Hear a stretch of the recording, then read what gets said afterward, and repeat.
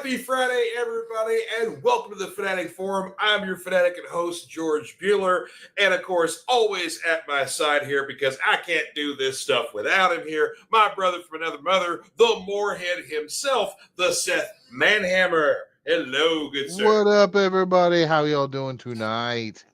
Oh, dude, I'm jazzed. I am ready to go. I tell you what. Yes.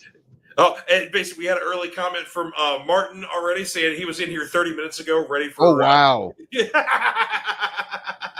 Oh. Well, thank you, Martin.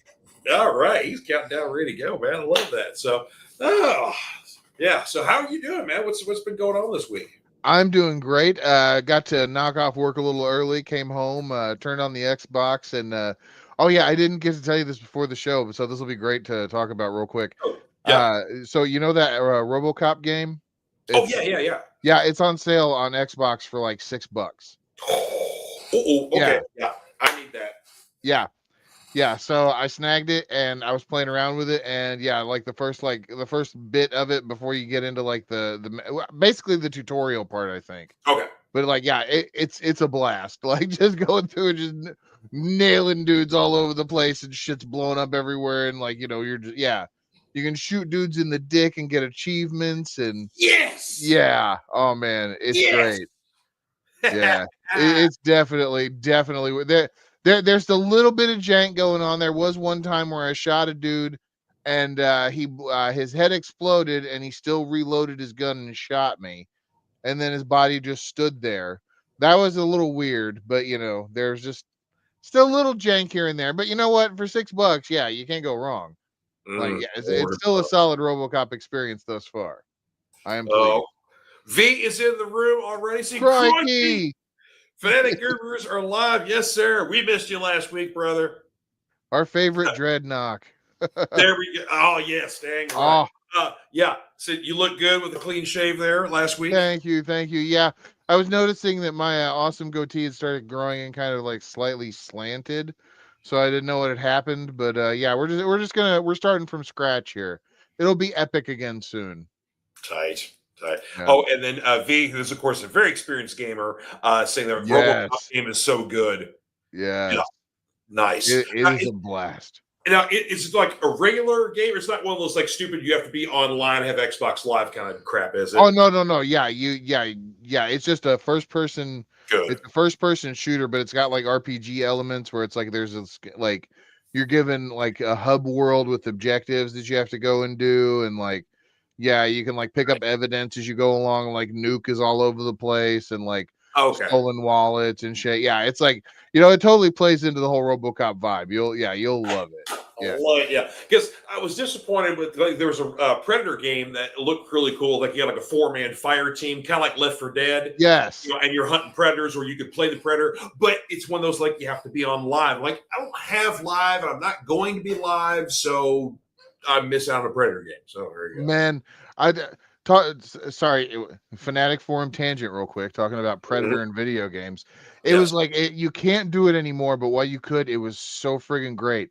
Ghost Recon Wildlands had like for about, I think it was about a 2-year span, had this deal with 20th Century Fox to where like you would be making like the game itself is like you're like in this big like, you know, South American jungle kind of area.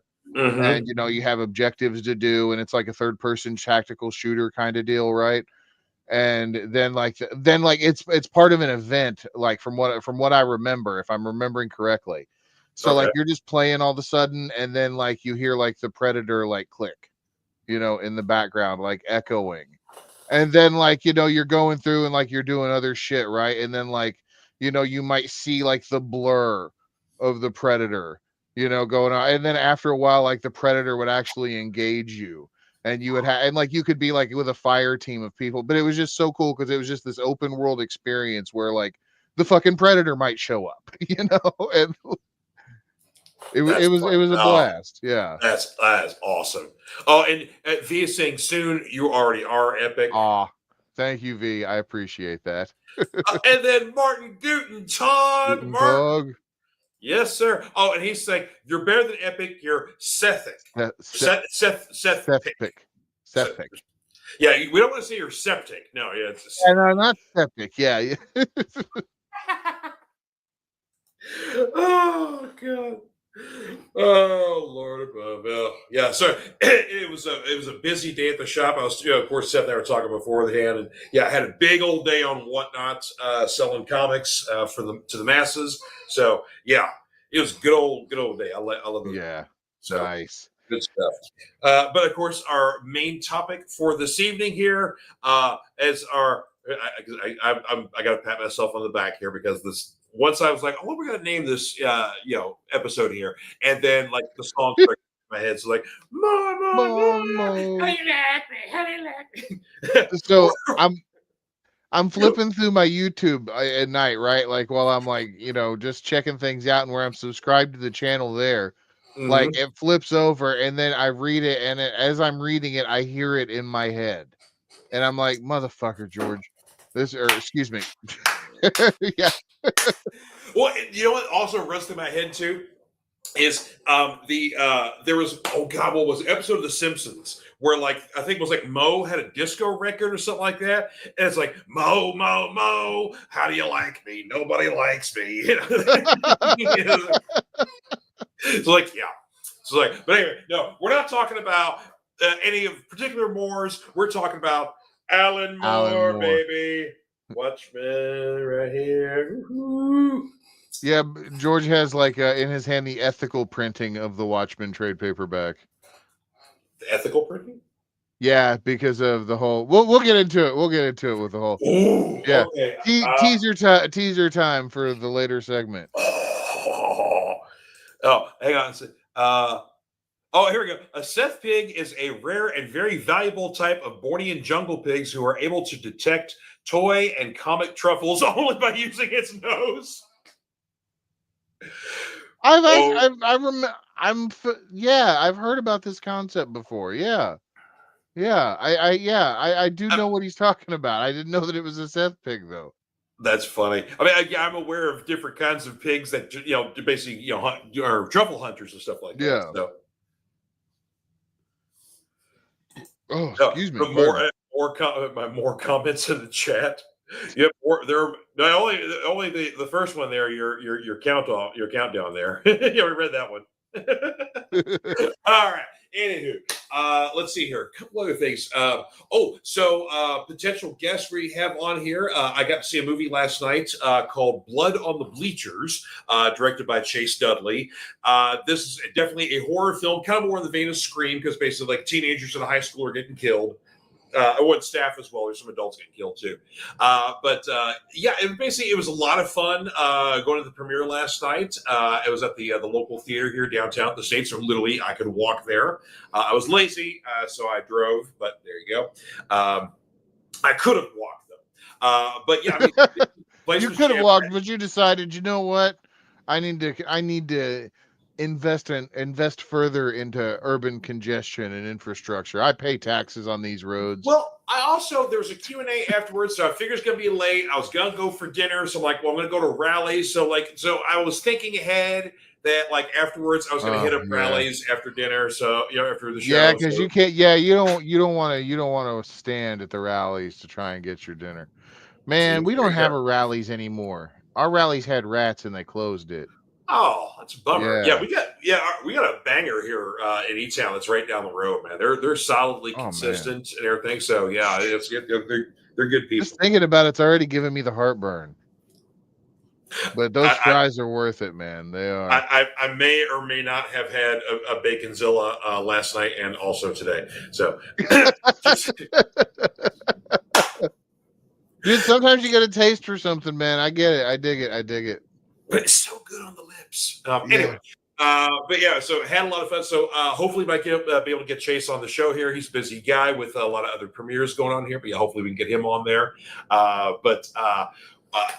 not sure if you got to see this yet. This is not the finale for Dark Side of the Ring, but it's the penultimate episode for Dark Side of the Ring, the Daphne episode.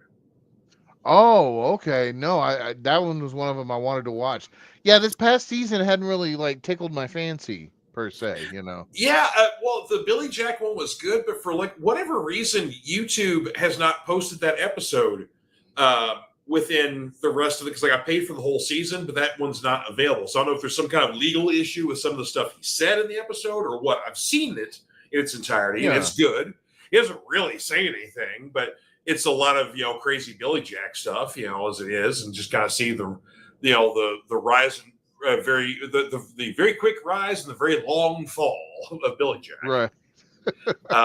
But no, the Daphne episode, really good. But man, I tell you what, there's some heartbreaking moments in it, especially because they talk to a lot of the family, especially her brother and her dad, and of course, being a big brother and like your sister had problems. It's like, there's some stuff my heart kind of went out to, but just gone too soon, and just a lot of unfortunate events in Daphne's career that kind of set her back. So, but so good episode. And then the finale is the very controversial Muhammad Hassan. Oh, yeah, the Italian wrestler that was turned into a Middle Eastern guy that basically, we're talking about what post 9/11, let's make a bad guy an Arab terrorist, basically, and it's like Vince. So, man, but racism in wrestling always sold tickets, though. Yeah, it sure did. But this one, of course, the guy's got an interesting story and a nice redemption as well, apparently. So, I'm looking forward to seeing that one there. So, we got some more comments in here. Bill Doris, what is going on? What up, Bill? The other half, the other half here of Smokes and Road Beers podcast, 6:30 Eastern on Thursdays. Facebook and Rumble. And the Rumbles, yes. Yes, this is the ethics with Jim Lee is the illustration. Why, thank you, sir. I appreciate it. Basically, to give you guys your flowers again, another fine episode of Smokes and Road Beers, talking about kind of politics and ethics and religion kind of all mixed in the same bowl, and what so many choices for different topics, especially in the headlines today and the previous and everything. So tackling some very interesting topics there. So, well, thank you. Yeah. I was just we just kind of wanted to talk about some different stuff. Maybe some next week we won't be as heavy. I don't think we'll be back to our normal, more rated R goofy selves. Well, sure, but I mean, you've always been kind of a religious geek when it comes to scripture lore and kind of the history behind the Bible, and how, of course, how many times it's been changed to suit the needs of whoever's in power. Like the biblical scholarship end of it. Yeah, that's like one of my weird dorky hobbies. And it's not something I know a lot about, but it's also something, being a Catholic. Well, I haven't practiced since I was 16, but I was raised Catholic, so I at least know some of the stuff you're talking about. And so at least it's interesting to, hear a lot of that history, and of course, what's been removed and things like that. Yeah. That always fascinates me. Well, so it's like, that's even like a perfect case in point. So you grew up Catholic, right? So it's like, how many liturgical books did you remember there being, like, as a Catholic? I'm remembering there's like 60 something, Sure. A ton. Yeah. I know that, like, traditionally speaking, like, their Catholics have more than just the Old Testament and the New Testament, and there's like, a bunch of other stuff beyond that too. So, like, then it's like, there really is no like straight canon of what the Bible is in the first place. It's just a bunch of people's like interpretation of like, this is what I'm accepting as canon. So it's like, I'm trying to make sure that everyone else thinks that particular flavor is canon. Sure, but yeah, and that kind of stuff is interesting to me too, and then seeing like why some of the stuff was removed from other parts of it, like, because like the Ethiopian Bible, like, apparently is like has like everything that you could possibly imagine in there as scripture, apparently. Like, I think short of the Book of Mormon. But and it makes sense too. I mean, supposedly Ethiopia is the cradle of civilization. So it makes sense that they would have a much more complete Bible. And if you don't have a lot of tampering with the Vatican or, any other political powers there, then that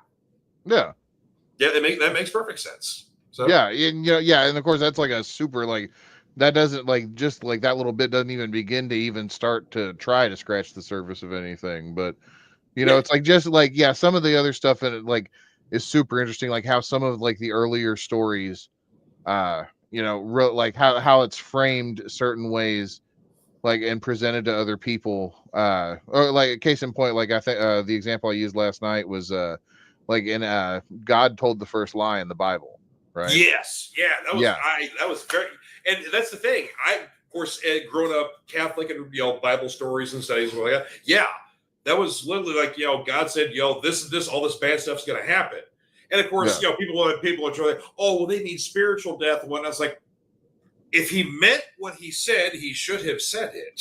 He yeah, is the guy in charge. You don't need to play games. So yeah. Yeah, and that's the whole thing. It's like, people just adding that extra bit. It's like in this particular instance, like if you read this, if you took this same story and put different characters in there, you would frame it a totally different way. The person who said that they would die is lying, and the person yeah, who said that if you eat the fruit, then you will know all the all knowledge of good and evil, yada yada. yeah, And and so it's like the serpent never deceives anyone. And yeah. and so it's like, there's all kinds of like weird, like you can get into like the whole philosophical context of that and how it goes into, and like there's this other weird stint too about like the old like Israel, or the old Sumerian and like different gods around like the state of Israel that like is depicted in the Hebrew Bible. Mhm. Like archaeologically speaking, it's like there's a lot of or evidence showing up now that like the followers of Yahweh practice child ritual sacrifice. Like, Oh, ouch. yeah, and What? Also, that makes a lot of sense. I mean, there was a lot of fathers going to be sacrificing sons that did or didn't, depending on how the story went. So, yeah. well, perfect example. Yeah, the story of Abraham. It's like, it's like God doesn't, he's not thrilled with Abraham because Abraham was like, defiant about it. It's because he was willing to, give his son up. That's Yeah, yeah. There's all kinds of weird child. Yeah. That could be like a 6-hour episode. I could go. Yeah. Okay. Oh So, gosh. coming up next week on the Fanatic Forum, Oh Seth. gosh. No, people would skin me alive because people get angry about this stuff, like super angry. Like I said, I am, I have not been a Catholic really since I was 16 years old. I've always explored other faiths, other religions, even outside of the United States, of other countries. So I've always been fascinated with the similarities between a lot of them, who borrowed what from who. Yeah. Christianity borrowed from. Let's put it this way: Christianity is the cover band of religions, folks. Let's be 100% honest. They are the cover band religions because they've taken so much from Buddhism, from Asian religions, from Hinduism. So yeah, They're not necessarily the only ones that did that though. Like the whole I mean oh a yeah, lot of religious traditions are, it, it's not really so much like you find out that like Christianity is doing all this stuff that like other religions like comparatively haven't done. It's just that like they've basically all done the same things with one another over the years. mm-hmm. Because it's like we like to pretend like, we as a society have like a long historiological memory, and we really don't. It's like a lot of it is guesswork to a lot of points. Like there I was reading this really cool article about like there was a city that was or this ancient city that they had been digging at a dig site that they thought had only survived up until like the 30 years after the fall of Rome. But then like they're finding evidence where it's like, no, this place like thrived for another 300 years after Rome. They're finding stuff because it had like, they could be more self-sustaining and everything. So all that stuff's changing all the time. So it's like Yeah. the further deep down we dig, the better guesswork we can have, about what, other stuff was going on. Exactly. And that's one thing I'm always trying to impress on people, especially when I worked in TV and media, when like, we get, a new story about something science and change, like, oh, they said, this was good for you and now it's not. It's like, oh, they said this. Like, look, science and history change. The more we keep discovering, the more we keep researching, they change because we find out, oh, we were incorrect about this. It's actually this. So shut up and go to school. All right, got a couple more comments to get to here because man, we got a lot of comments today. I like this here. V, Oh, well, thank you, man. Didn't want to derail us. It looked great in the shirt. You know, a very good friend of mine gave me this shirt. I wonder who that was. Oh, and Martin makes me look irresistible. Well, shit. Thanks, dude. Appreciate you, man. Let's see. Bill says, fun fact, he was part of the crew that opened a rallies back in the 90s, but the McDonald's across the street offered 19 cents more an hour, so he jumped ship. Like, dude. WCW wrestler. Dude, I can relate because I initially worked at the Green Tree 10 movie theater and basically was an usher and had designs to do other stuff, but I didn't care for an assistant manager that was there. I found him rather annoying and just a slimy kind of guy. And then across the street at the River Falls Mall was at the time, a Lowe's theater that then became National Amusements, and they changed. Anyway, they changed companies a couple times. Anywho, theater literally across the street, and yeah, I jumped ship over there. So I feel you, Bill. I jumped ship in the '90s for the competition myself there, but I was in the movie theater business. So, yeah, there you go, man. I thought about trying to work at the rallies, but I just could after working at the McDonald's, I couldn't imagine just being trapped in the kitchen part the entire time because there's no way out of the kitchen in that rallies, you know. Well, I mean, there's it's just all door. Yeah, that's all you're right. Yeah, and I would have been 500 pounds if I worked for the rallies in the 90s when they had the bucket of fries. You remember where it was a large soft drink cup? Yeah. They don't have that size anymore, but yeah. So they didn't. Me and a buddy, we called it the bucket. So I was like, I'll never forget my dad ordered that and they handed it to him, and I'm just like, holy shit. And, yeah. And for any of our West Coast friends, we're talking about Checkers. So it's rallies on this coast, but it's Checkers over there. So if you don't know, so we were talking about Checkers. So yeah. But anyway, always love that here. So. Martin says we are talking political society issues. Very important. Listen and learn. The Book of Enoch. There you go. That's another one. It's like, people some people consider that part of scripture. Other people consider that, outside of the canon, Yep. And there you go. Book of Mormon. They couldn't decide who wrote it, Morris or Monica. Okay, and so interesting thing about the Book of Mormon too, with that is the King James italics kind of put that into suspicion, because in the 1611 King James, whenever they were putting it into they were putting the English in, right? Mm-hmm. If you look at it, there's just some random words that look like they're italicized. Right. So that's just put in there so that it's to help a reader try and get the general gist of the passage. Sure. So there's passages where the Book of Mormon copies the Book of Isaiah, and then there's the King James italics that are in there. And so that's kind of and there's if apologetics is your thing, there's ways that you can work around that. Otherwise, nice. However you want to look at that data is however you want to look at that data. But yeah. Anyway, sorry. Yeah, that's part of the 6-hour diatribe. Exactly. Hey, Bradley's checking What's up, Bradley? And of course, congratulations on the graduation, sir. I know we talked about it a little bit last week, but officially this week, sir. Yes, bravo. You are free. Free. Oh yeah.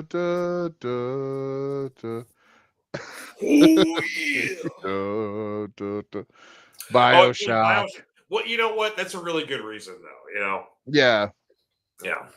I'm trying to get back into Bioshock. Currently on Hephaestus. Nice. I didn't really care much for the second one, but the original Bioshock, yeah. I was trying to. I need to give the original Bioshock another shot again, because I was, of course, everybody was talking about how the spiritual successor to System Shock, and I played it and it was just okay, I didn't get why it was the spiritual successor to System Shock. It just didn't feel like that at all. Yeah. Excuse me. Plus, I knew that there was a twist coming. So yeah, and so as I'm playing it, I'm like, when's the twist? When's the twist? And it totally passed by, not realizing it until the end of the game. And I'm like, oh, okay, yeah. So it's it's one of those things where I'm looking for it, so I'm thinking anything could possibly be it, but nothing could. Yeah. So guys already know that you're a physician. Yep, actually, yep. Luchador physician. Let's put that out here. Yeah. I've been crazy all my life, but I will confess that cancer brought me to God and am reaching out top even first degree in theology. Nice. Okay, yeah. Cool. Okay. Oh, Yeah, cool. it's Good for episode you. 100, Seth, and willingly cause the apocalypse. I can't wait. Oh Yeah. man. Yeah. Well, see, you get a biblical scholar and a heathen because I refer to myself as a Reformed Catholic because I grew up in basically when you're the weird kid and you go to Catholic school from the kindergarten to the 8th grade, and so you're into metal and comics and other fun nerd stuff, and Oh everybody else is yeah. listening to LL Cool J and playing with Transformers, and my poor ass can't afford a Transformer, so I got the GoBots. You're going to get into a lot of fights. And so you're going to have real hard edge when it comes to Catholics because my formative years were not pleasant in those regards. But then, like, I'd go home and in my neighborhood, everything was cool because I was like freaking United Nations in Yeah. the neighborhood and, you know, hanging out with kids that lived in like the different projects that were around us. So, yes, it was like, it was so, I had such a weird upbringing because I'd have such this, exposure to other cultures and other minorities when I was in my own neighborhood, but I go to school, it's like White Town. Is this why you're so weirdly defensive about the GoBots? Yes. Okay. All Because right. Yeah. I was basically the only time I could get Transformers was when someone was selling them at a yard sale. I can get them cheap, but apparently Oh man. Transformers were too expensive. Well, yeah. No, they were. They really were.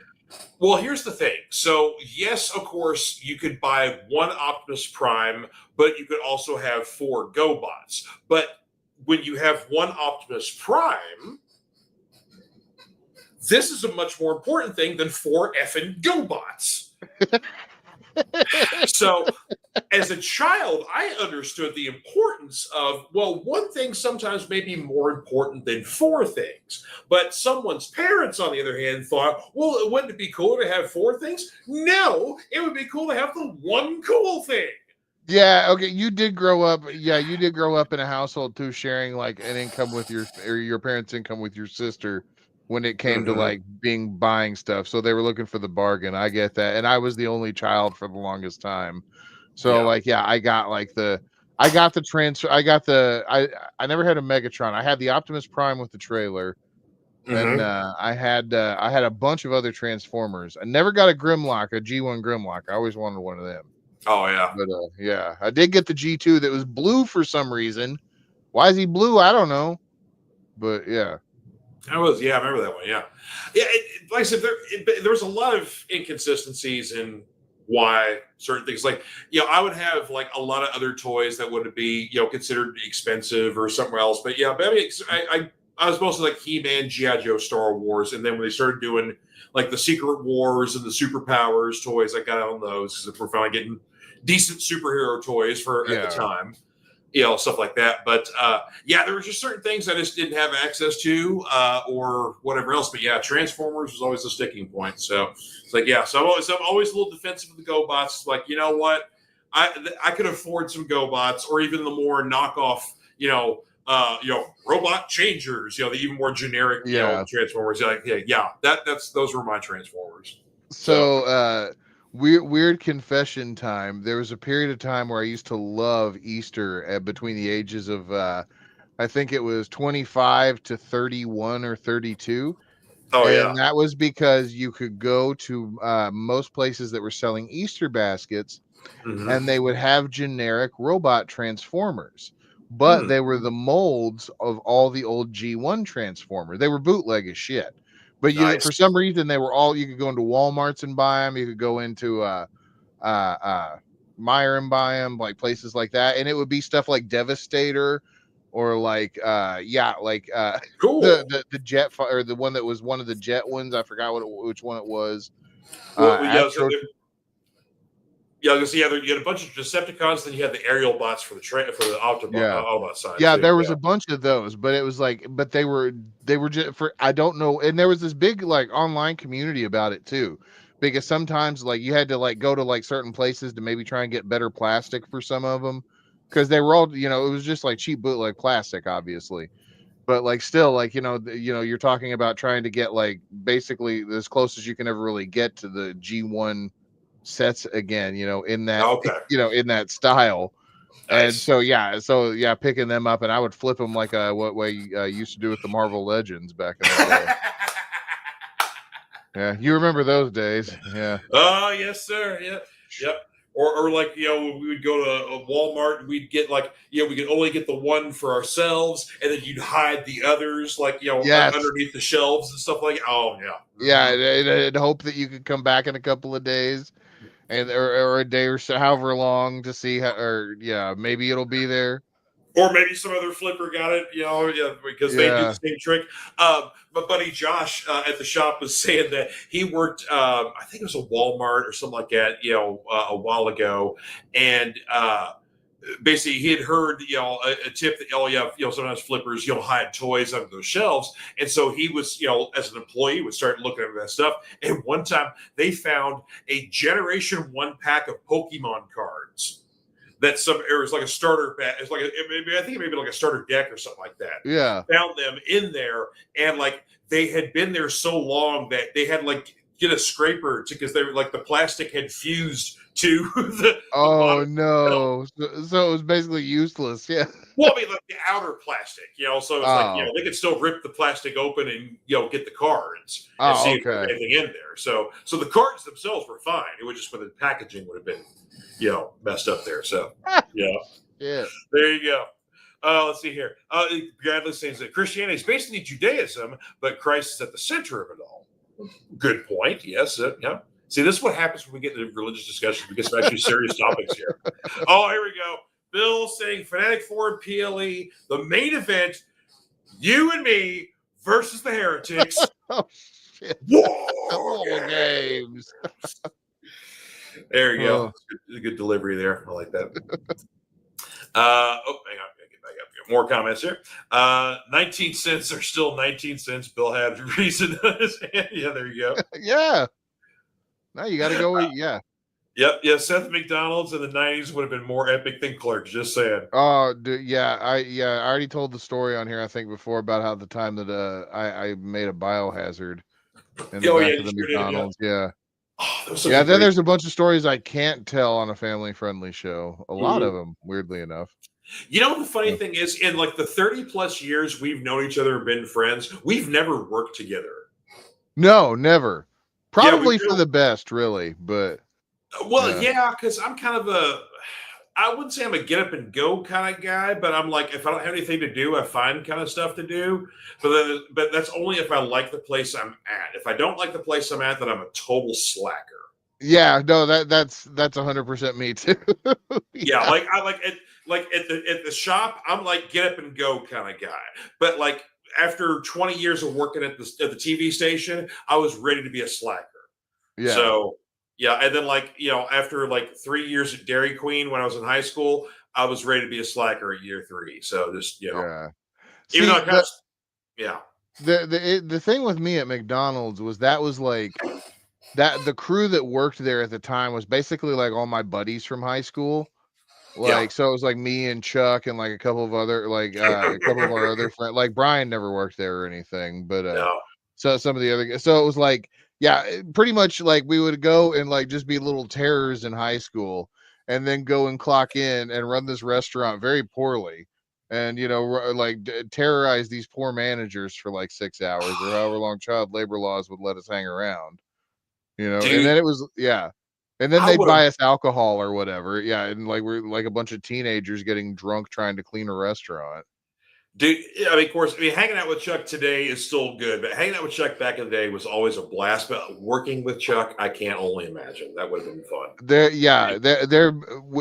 They used to have this thing once we got out of high school and turned 18, because we worked at McDonald's far longer than we should have. Well, it was also one of the places too where we could go and like, if we didn't want to work, we could just call and tell them we quit and then go back the next day. Like nothing ever happened. Chuck, I think Chuck ended up owing him like something like several $100s because he punched a monitor after. Yeah, there's oh man. But no, so we were doing this like they had this stuff called night maintenance because our McDonald's at the time closed at 11 on it was 11 on weeknights and midnight on weekends. Okay. And so like it was Sunday through Thursday. They had like a couple of guys that would come in and do it on Saturday and Sunday. They had the kids Mhm. stay over till like 2 a.m. and clean the place terribly. You know, like how that place ever managed to like pass any kind of health inspection, I'll never know. God only Uh, knows. Yeah. yeah, but once we turned 18, Chuck and I became those two guys that would come in and clean the McDonald's from Sunday through Thursday. So Yep. what it would turn into is everybody would leave. They would do like the pre-clean at 10:30, and everybody would leave. Chuck and I would, or the manager would probably leave by 11:15. So Chuck and I would pretend to do stuff until they left. Then we would cook everything because we had already knew how, knew what to do. We cooked this insane meal, and while we were getting it cooked, we would be, getting stoned out of our minds because we did Mhm. that kind of thing at the time.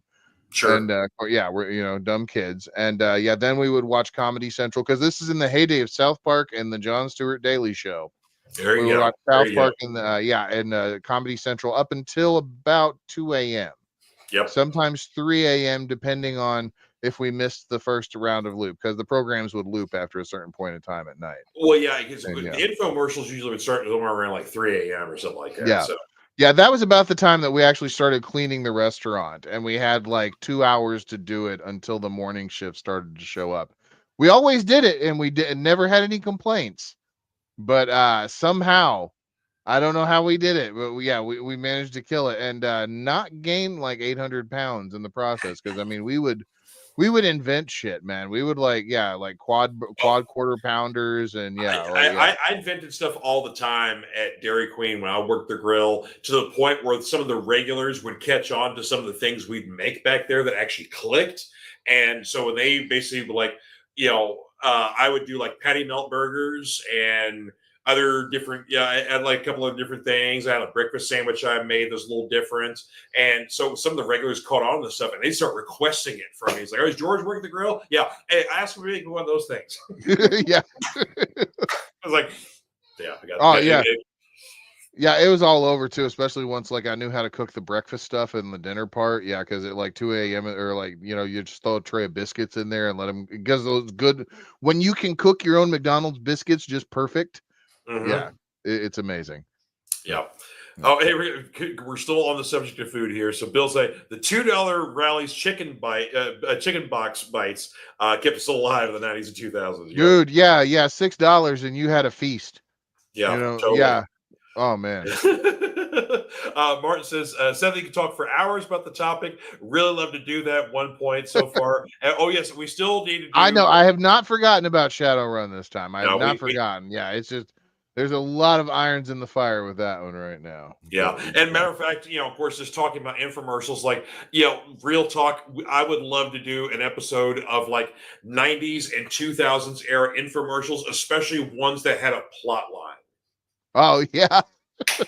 Because there were some like the long form infomercials, like they had plots and casts. Like, these were Yeah. fascinating. Like, there was like, it was one that it was like the one of those like blenders or something like that. It wasn't like a ninja or something like that. There was a whole cast of characters. Like, what kind of party did they have? The people slept over, and you had like, here's the young couple, and here's this professional here, and then here's like the old granny looks like Ma Kettle or something like that. There's clearly a young woman that's trying to dress very old here. It's like, Yeah. who are these people? But Who are these people, and what problem will they have that can only be solved by this product that you need to purchase? Oh, and V says, "Sorry, George. I love you too. Oh Go no. watch me skin and should give him a rash." Whitetown equals GoBots. Didn't get that memo. No, Whitetown equals Transformers. Whitetown equals Transformers because basically the rich white The kid rich at the white kids Catholic got the school, Transformers at the they Catholic. could afford Yeah. the Transformers, or the kids that were only didn't have any siblings like this guy over here. Then his parents could afford Transformers. My poor ass, on the other hand, GoBots and fake Transformers. So yeah, the I had Transformers. I had some the Transformers. Transformers. Yeah. Yeah. Mm-hmm.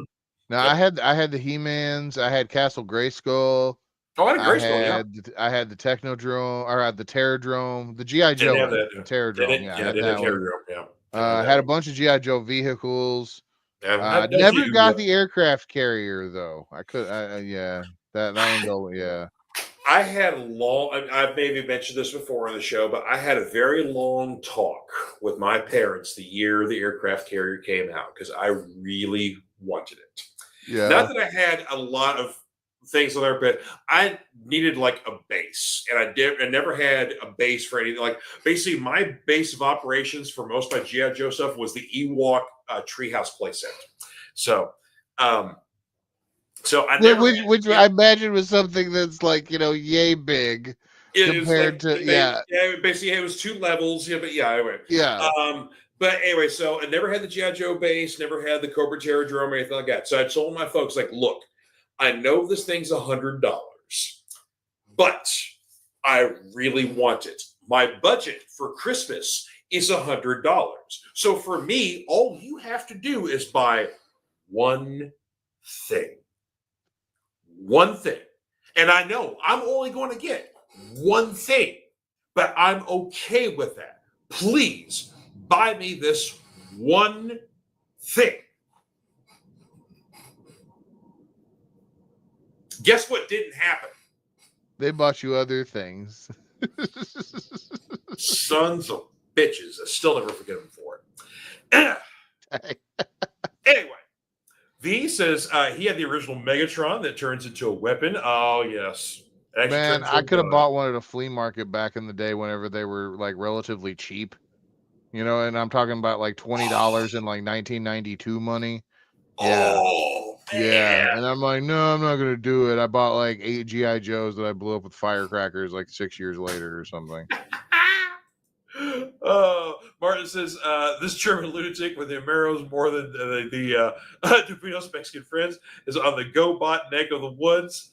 I'm a GoBots. Yeah, I praise the GoBots and the knockoff Transformers because that's all my poor ass can afford. So, V, what are the what are the oh man. Man, it was blue Grimlock though. Why would you? Why does he got to be blue? But it was a Grimlock, and I was happy to have him. But I was gonna ask V, what kind of GoBot? What are GoBots called in Australia? Oh yeah, Martin had GoBots in Germany. So right. What were GoBots called in Germany? Well, he's going to tell us what they were called in Germany. I want to know what they were called in Australia. Yeah, what were they called in Australia? We got to find out here. We got a lot of comments here. Oh, it said 80s GoBots Turbo was better than Bumblebee. Amen to that, Bill. Man, Bumblebee gets a lot of hate. Oh, Martin says we may get more than 2 hours tonight. We're almost 45 minutes. Oh man, oh gosh, we already got some comic reviews yet. Devastator was a nickname of my grandfather, but hey, he's German. Yeah, that's good. Oh man. Once you become a criminal, that's a short story, Judge. The rich kid had the Transformers. I don't know why I don't know why I didn't become a supervillain or a criminal because I had knockoff Transformers. My parents didn't buy me the aircraft carrier for Christmas. How I turned out, the well-rounded, well-adjusted person that I am today. I don't know. Poorly groomed McDonald's. Brad says all he has to say about McDonald's, they hope okay for Seth, but honestly, I hate his freaking job. Well, McDonald's in the 90s is a lot better than working at McDonald's today.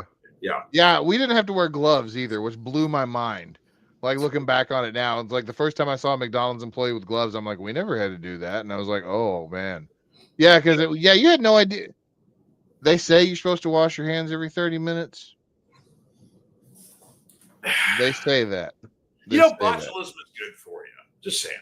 But it's like back in the like the 90s and even the 2000s, like you didn't have to deal with like the apps, like having like double orders coming in because you had people like walking in the door in the drive-through, and then now you got people online ordering stuff.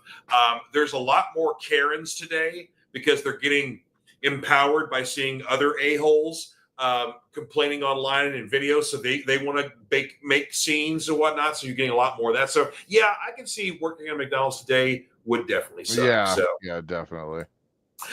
Bill saying 2001 and 2002, worked with Chuck at 2 different nursing homes, the Kentuckiana area. Just going to leave that. Well, of course, yeah, you guys talked about working at nursing homes, 3 episodes ago on Smokes and Road Beers during the Men Aren't the Enemy episode, which, again, if you guys did not go back and see that episode of Smokes and Road Beers, Men Are Not the Enemy, highly, highly, highly recommend doing so. A tremendous episode that Seth and Bill put together here, tiptoeing around a whole lot of landmines that they didn't actually step on, but actually making some good conversation. So, again, well, thank you. Thank you. You're welcome, brother. Martin said, just won the golden ticket, Seth, working longer at McDonald's, more than allowed. Basically, you're a McDonald's slave. Oh, yeah, no, absolutely. Absolutely. But I was all about making the money the best way that I could. And it was, oh man. Yeah, I can't even say.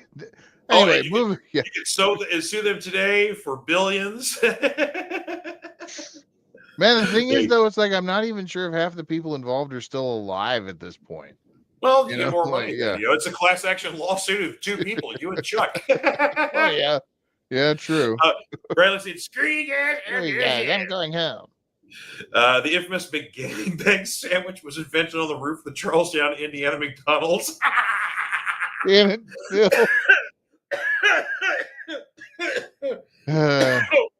Oh, God. Oh, yeah. Oh. Look. Let's just say if you donate $500 to our Patreon, I might tell the story on that one. We gotta get a Patreon, but yeah, we gotta. We don't make any money on the show because we don't care. We're at least I don't care. I have not played Doom Dark Ages, but again, Josh at the shop is like super way into Doom and has been getting like all the stuff and all the extra crap that goes along with it, and he's loving it right now so far. So. Yeah, I have not played it yet. I know it's on Game, but there's so much stuff right now that I need to play. RoboCop got me though. That was just like, it was like $6, and I really wanted to be RoboCop. So sure. Yeah. Well, let's put it this way: I have not played a game that was released this year. Fair. So, I can dig that. My most recent game I have been playing was WB 2K24, and then I've also been going through the entire Gears of War franchise right now. So I finished 3. I'm currently on Judgment, which was kind of like the Baird mini game between 3 and 4. So what do you think? What do you think about that one? It was okay. Yeah, I think that one got a lot more hate than it deserved. I actually liked Baird as a character. I do like Baird. Yeah, I mean, basically, as the guy who thinks about stuff that people don't normally think about, they don't want to think about, but I'm the guy who does that and points that out. I relate to Baird quite a lot. So yeah. Oh, speaking of such things, about things that people don't think about. So I'm playing RoboCop today, right? And like the first part where it's like you're walking in there, and then there's like all the other police officers are like, hey Murphy, and like you're going where you need to go, right?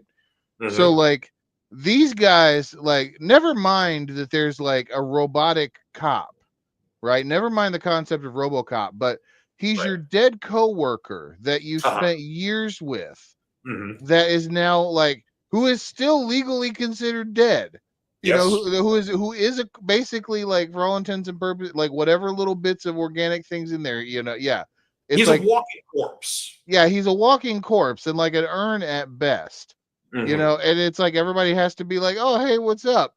Hey, buddy, how's it going? So that is a messed up world. And Nancy Allen's character, who basically was his partner in Friend, she's got to be okay with this stuff too. Yeah, and but nothing is ever said on that aspect of it. Like, there's that world is just totally okay with it. Like, I mean, the Detroit of RoboCop is a very messed up world, so I don't. I don't. Oh, it says Seth also owes a long talk about Kojima. Yes. And Michael Bay. Just saying. Yeah, I kind of want to do another episode on some like exploitation stuff too. So I know. That. So, Marcy, yes, they even had plots for board games. Yep.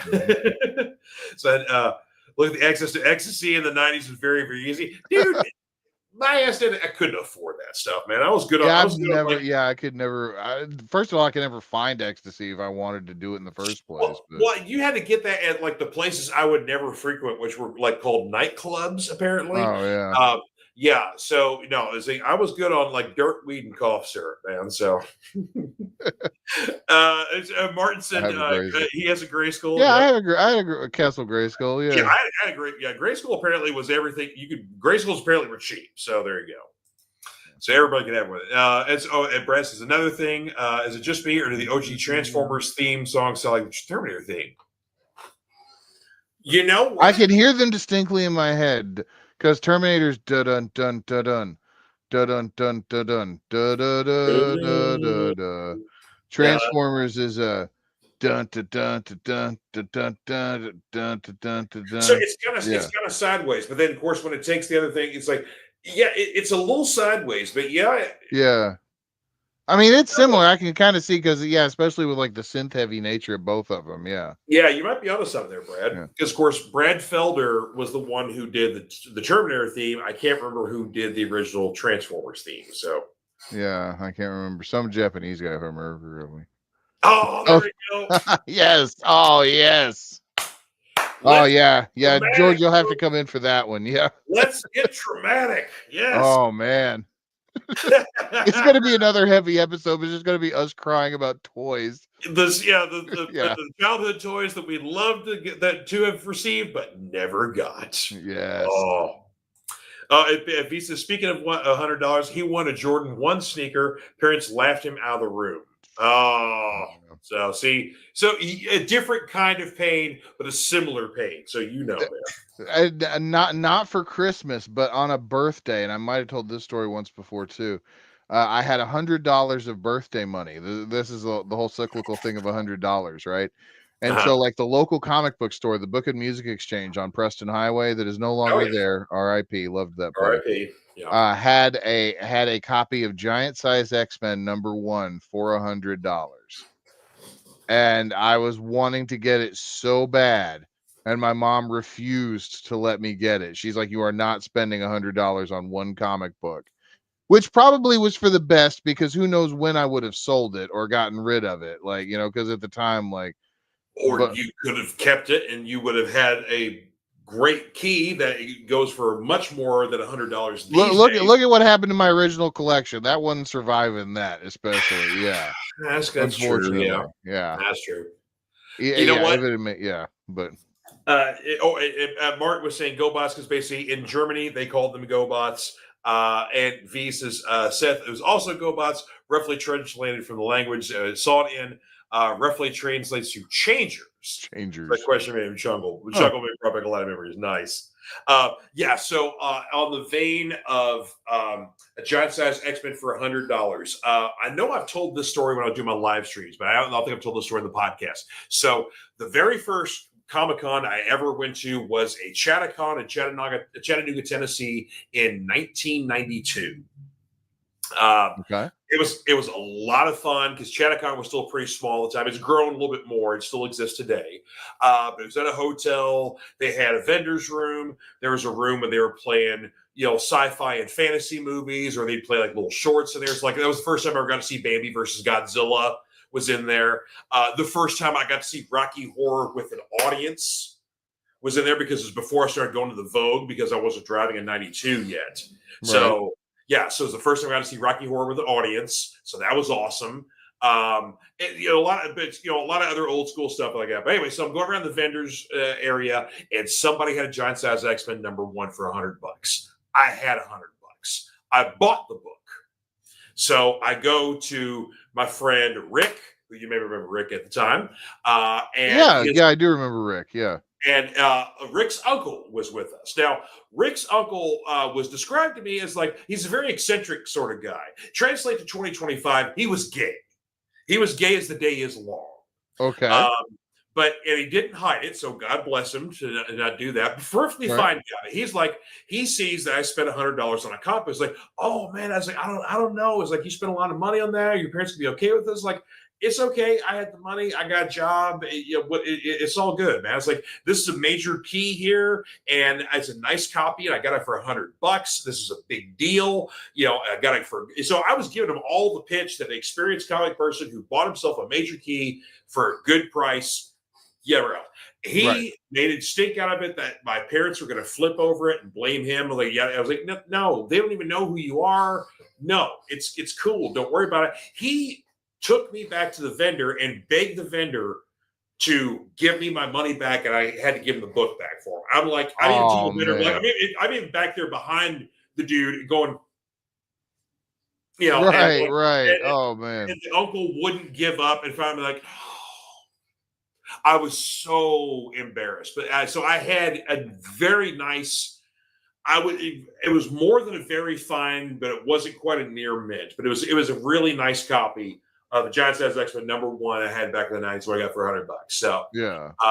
And later on this evening, there was a masquerade ball, and this same gentleman who was so upstanding that he wouldn't let me spend $100 was literally walking around in flash underoos.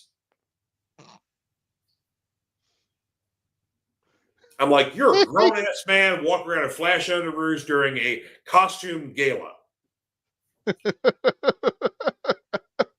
Wow. Hey, we're getting real on the Fanatic Forum tonight here. Yeah. Anyway, let's do some comments and get back on topic. Yes, we got here. So Martin says, let Bradley know that if he's really unhappy with his job, he now has a friend who married something like El Chapo's daughter. You have me talk to the manager about get paid. Yeah, there we go. Well, now the Fanatic Forum will be investigated by the DEA. Sweet. Always want to be famous, even if it became to be infamous. Right. Murphy is a sci-fi Frankenstein. Yeah, for real. Yeah. Martin saying how the Mansion of the Future will serve his bread. Bill said XE in the 90s equals #6 on the McDonald's drive-thru vendor in New Albany, Indiana. Oh, damn. He may not be wrong. I have heard stories about the Grant Line Road McDonald's. Yeah, I give you a #6. Allegedly. Oh, yeah, keep Bardstown Road weird. Dude, right now, we got to keep Bardstown Road crime free right now. It has changed back to when it was in the 80s. Because, like, in the 90s was the heyday of Bardstown Road because you had all these cool shops and your ecstasy. And all man, R.I.P. your ecstasy. And a lot of, like, all ages places for shows and coffee houses and stuff like that. And now it's bars and crime. So RIP to the grand old days of Bardstown Road. But these days, it's Frankfurt Avenue, it's Nulu, it's a lot of other places. But Bardstown Road is not the same place it used to be. No longer. Martin says, episode 101 says Slaughter. Movie songs for you, Terminator, like you've never heard it before. Oh, dang. Well, I was singing disco shit earlier here and butchering that here. Rick's uncle, ladies and gentlemen. And Bill says, walking around and flash under is a felony. So, well, it was the 90s. So, yeah. All right. Well, let's see here. Only 50 minutes into the show. Yeah, only an hour in. The longest intro we've ever done. I love this, dude. There are no wheels on this bicycle, folks. We're just going. We're just going down the road and having a good time. All right. I got a stack of books here, and yes, I grabbed the whole stack at the same time. Thank you very much. I got a couple of DC books here to talk about. Actually, a couple of Marvel. At least one Batman. Well, we haven't had a Batman book in a couple of weeks. That is true. So first, got to talk about Absolute Flash #3. This finally got going, no pun intended, with #3. I was kind of on the fence with this one here with like the different version of Wally, different version of how we're doing the Flash here. But we've seen a different version, obviously, of the Rogues. This particular small blue, simian sort of character, that's Gorilla Grodd. Oh. Gorilla Grodd, who basically has kind of like makes a mental link with Wally, realizes that they have a lot of similarities. And so maybe they're a bit of kindred spirits. So now Wally's got a friend. Okay. Yeah. Still mind reading, very powerful monkey and that sort of thing like that, but very small. So yeah, it makes you wonder when it's going to split. Good point. But yeah, so right now they seem to be kindred spirits because he sees something in Wally that they have a lot in common. Because basically, Grodd was apparently, because they don't call him Gorilla, they just call him Grodd. Right. But Grodd was basically taken away from his mother, was heavily experimented on to basically have the abilities that he has today. So yeah, he's had it rough as well. Honestly, he's been dealing with it a little bit more than Wally, so I think he just, like I said, sees a kindred spirit. Okay. Our other DC title here. There you go. Our Detective Comics. There are prerequisite Batman book here. Detective number 1097. So 1096 ended our first story arc that Tom Taylor is doing here. This kicks off kind of from that same arc, but kind of expands upon it even further because basically the group that basically was taking rich white people that could pay enough and make them younger and feel younger and whatever else, that basically kind of burned down and had some bad things happen to it because Batman investigates. And well, when you're basically doing bad things and essentially robbing children, taking their DNA, and that's the DNA that's being pumped into rich white people, he has a problem with that. Right. Batman is starting to discover that essentially there's a guy behind the guy. And the guy behind the guy is apparently in a much older organization that's been in Gotham for some time. Back to the point when basically Detective Harvey Bullock, who is now no longer a part of the GCPD and is a private investigator, dealt with when he was a rookie cop. So for anybody that's a Harvey Bullock fan, this Tom Taylor run of things has been really cool because while we still get Jim Gordon, who again, also private detective, no longer associated with the GCPD, we're getting a lot of Harvey Bullock love in this run here. Oh, okay. So yeah. Oh, and the reason why some of our great GCPD detectives and policemen are not a part of the GCPD is because Vandal Savage is running the GCPD right now. Yeah, that's right. I can see how that would be a negative to some. Yeah, that's right. The immortal caveman, conqueror, sort of. Yeah, he's right. Yeah, that's a problem. So if he said yes, that smile says there is a Batman this week. Yep. Yes, sir. Yep. Oh, it says Martin says Rick's uncle got it right though. Sell overpriced toy to underage boys and gay men. His parents will go. Yeah, no, I don't think it was anything. There weren't even anything like that. Anything untoward. I think it was literally along the lines of like, you spent $100 on a comic book and your parents might kill me. And honestly, my parents never would have known. Right? Yeah, it's like I wasn't gonna tell them. Mm-hmm. As far as they're concerned, that book cost $5. Yeah. If they ever even knew about it or cared to ask in the first place. Well, let's see. Mom wouldn't have known, and Dad knew who the X-Men were, but his basis was the '60s. So. Oh, okay, yeah. Yeah, he wouldn't know hell all about Wolverine. So anyway, our Marvel selections for this week here. This one was a lot of fun. The Incredible Hulk, number 25, round 4, 5, or 6 for Hulk and Thor here. Okay. But yeah, a great slam bang Hulk versus Thor here because in this current run of Hulk, we're dealing a lot more with monsters in not so much the demonic sense and the actual like monster sense. Like there's basically ancient monsters, and they've all kind of wanted the Hulk to come to their side. He won't do it. He's running around with a teenage girl who is now basically taken the presence of this like godlike lycanthrope sort of thing like that. So she basically is kind of this werewolf with wings. And apparently this werewolf with wings creature dates back to even the Norse ages. And so Thor had a beef with her and realized that she is this creature. And he's like, yeah, Hulk, I got a problem with her. I'm going to take her back to Asgard and put her on trial and all this stuff. And Hulk's like, the hell you are. And then fight. So. Oh, okay. Yeah. So lots of fun here. And of course, Philip Kennedy Johnson has been doing this run of Hulk here, which I've really enjoyed. And specifically this run of Hulk is trying to separate himself from Banner, or we're not seeing the presence of Banner in a lot of stuff. So we're basically seeing kind of the monster kind of taking over things. Okay. So that's been kind of a lot of fun there. Oh, and Bradley asked, going back to the Detective Comics, did you know Harvey Bullock was an old movie fan? Yep, I did know that. I did not, but I have not really followed mainstream DC in quite some time. So, well, that's also a lot of reference to like the Batman the Animated Series stuff too. He liked a lot of the old gangster and crime movies back in the day and stuff like that. So that. So, yeah, you know what? The Philip Kennedy Johnson run of Hulk, I do like it. Not everybody's enjoyed it. It's been a little weird for some people, but I like Johnson as a writer and an artist. So, yeah, I've been enjoying it.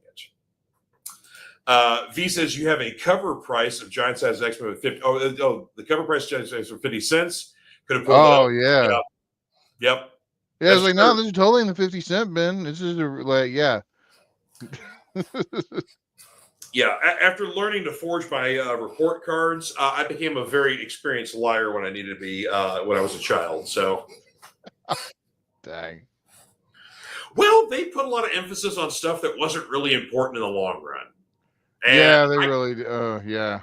Yeah, and I kind of saw through a lot of that. I'm like, you don't need to know about this, or let's fudge these details here. So yeah, I made a lot of executive decisions about my parents. So let's put that. Who was really in charge? Anywho, next up here, this is also we're talking about Norse stuff here. Fist of Khonshu, Moon Knight #8. I've really enjoyed Jed McKay's. Basically, this is his third run now on Moon Knight that he's done here. But Moon Knight has come across basically a Norse god who is selling basically a spiked drug to normal humans. Basically, something that comes from his homeland. He's kind of just toned it down a little bit for human consumption. Basically, everybody's euphoric, and it's another party drug. Moon Knight's got a problem with this. Has basically been a thorn in his side. Well, now he's essentially got this woman who is a hitman, but she has a cursed Norse sword that essentially wants souls, wants blood, and she's had this for a lot longer than she wanted to. It's kept her alive for a while, yada, yada, yada. So the fight that she and Moon Knight have in here, and then how Moon Knight gets out of this one, aside being, yes, gutted by the sword here. Ew, yeah. Yeah. That was... Yeah, it's a funny issue. So again, really been enjoying that run of Moon Knight, though. Really have been. And Martin says, a pimp with a sword. She's just a well-dressed hitman. So yeah. And Martin says, we're really fed up with people talking everything down because it ain't the way it used to be. I found the approach of the Hulk enjoyable. Yeah, see, that's the thing. Yeah, I'm normally not a regular Hulk reader, but Al Ewing's run on Immortal Hulk was classic. And so anytime someone takes an atypical run on the Hulk, like I like Donny Cates' run on Hulk, where basically like Banner turned Hulk essentially into a spaceship, essentially, not a physical, but basically Hulk was essentially driving the machine that is the Hulk. Yeah. And he was kind of messing with the Hulk and making him angrier and angrier, like in his subconscious, to keep him going, and not realizing that essentially he wasn't in control, that Banner was. That was a cool run. And of course, Donny Cates had some personal stuff that happened, and so he had to drop it, and then they didn't get to essentially finish those ideas. But so anytime you take a weird run on the Hulk, I like it. So again, you put one of my favorite writers in the modern age right now, you put him with a weird run on the Hulk, I'm in. So sweet. There you go. All right, and our two indies we talk about here, one you will appreciate here because you have one of these. I am loving this. Yes. Another particularly good issue, more journey into the wildlands and getting into further exploration of this world of bug wars and more species and furthering the story along. I can't say enough good things. Yeah, it's so much fun because it's like there's this weird hierarchy of the bugs, like seeing how it all connects with each other. And then, there's like the mode lands, which are just like the spot where like, the main character's brother mows the yard. You know, and like, yeah, they call that like the giant storm thing that comes The, through. the, the Yeah, death storm. the Yeah. death storm, yeah, that Yeah. comes through and like ravages everything. And it's, yeah, and then like they find like things that you just drop in the yard and they're worshiping them like idols. And yeah, and then in the book, like in the back of the book, there's even like little write-ups about like like dramatis persona kind of stuff about like, yeah, Mhm. who's in what and what kind of factions are like this, and that kind of stuff. And Yeah. And of course, you get oh, more of that in this issue too here. So, yeah, oh, it's been a lot of fun. Epic backyard fantasy. And, yes. and what I really love about it too is that it's set in Georgia. So I'm Mhm. imagining like all these bugs having like saying these high fantasy terms with thick Georgia accents. And it's so much fun. Yeah. Yeah. I know. And of course, too, like because his dad was an ornithologist, some of these bugs were released into the wilds. There's a lot of species that should not exist in Georgia that do. Yeah. So and they all exist in this backyard. So yeah, it's a wonderful, wonderful world here. So Yeah, oh, it's so yeah. V no, actually I forgot about that. That V wanted to buy your copy of the Conan and Bug Wars. So here's the thing about the Conan thing. So that Conan book I thought was coming out this week. It's a digital exclusive only. So they haven't released a physical copy of it yet. So I think Oh, it's on the Titan website. But basically, Walt Simonson, of course, Mighty Thor, and lots of other great comic hierarchy because he's been around there for 40 plus years. It's his first Conan story. It's a one shot called Eastern Kingdoms, I think, or something along those lines. But okay, sweet. but so far it's a digital only copy. So I guess it's on Titan, their website, or whatever else. I don't know. Yeah. Yeah, Okay. but I thought like I said, last week, you got a Conan and Bug Wars coming out. No, it was just Bug Wars. Yeah. So there you go. But yeah, V wanted to buy your copy. So yes, actually, I owe you $3. So Oh no. Well, hang on to it for the next book then. But, okay, cool. Yeah, that's right. yeah, thank you very So, much, V. I appreciate that greatly. That's hey, awesome. I tell you what, you gotta watch this V guy. He's a very generous fellow. Well, I really And do then appreciate it. yes, sir, we do. And our last indie book to talk about here, because this book has just been a hell of a lot of fun here. Medieval Spawn, issue number 2 here. Medieval Spawn is so cool. I love him. And it's been a fun story here. And you know what? I love a good bit of foreshadowing that's even stuff that's pointed out. And there's a lot of that in here. Like, if I'd known what I knew then, I never would have put this person in our camp or yada. So there's a lot of stuff that like they're setting up some big things here. But of course, you've got groups of knights that are working essentially with the Knights Templars. They're part of the organization. They're part of the status quo, and then you essentially got the Hellspawn here with his own group of people. They're almost kind of like a bit of like a Robin Hood sort of thing. Like they're doing what's right as opposed to what the Templars are wanting to do, which sometimes may not always be what's right. So anyway, so you've got like a lot of opposing forces on him, and so. This particular issue deals with a particular fort that had a monk that was in charge that was kind of a little bit lackadaisical, saying, maybe this is not so much of a problem we need to deal with. And there was an ambitious younger monk that thought maybe we did need to deal with it. And so the general that's there on the premises kind of inspires this monk to say, well, maybe if you took charge of the place here, we wouldn't have to worry about this sort of thing. Now, would we? So there you go. But yeah, so Nice, yeah. lots of fun. I'm normally not a Spawn reader, but Medieval Spawn and the Deadly Tales of the Gunslinger, which is kind of like not connected to the regular continuity of the Gunslinger stuff. I love these side Spawn things. These are a lot of fun. Yeah. I'm actually weirdly enough a bigger fan, a pretty big fan of early Spawn, like from like number 1 to about maybe number 25 or 30. Just because it's that, because it's that weird, like, the countdown timer's all there, and then it's like the whole like, before the first disappointment with Spawn, Exactly. Basically when McFarlane left the book for the first time. Yeah. Brandon says medieval. Spawn's gonna get medieval on your Medieval ass. on your ass, yeah. And he certainly does. Yes. Yeah. So, did you have any reviews before we get into our topic for the evening? Not this week. No, I've actually been working a little bit more. I've had a bunch of stuff going on, so I didn't really get a whole lot of reading done, unfortunately. Well, that's okay. Yeah, but because we got some reading we've done previously to talk about. Yes. Right now. A great deal. I'm looking forward to this one because I'm a I'm a big fan of someone that shares my shoot name.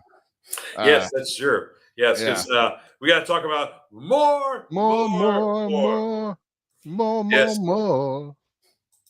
say no more, more, more. All Oh, right, and he Jesus. says, whenever you get some time, Seth, check out a game called Killbug. Okay, I will. Killbug. Okay. Yeah, All right. sweet. Yes, we got to talk about the crazy, mad wizard, grumpy old man, Rasputin cosplayer that is the great Alan Moore.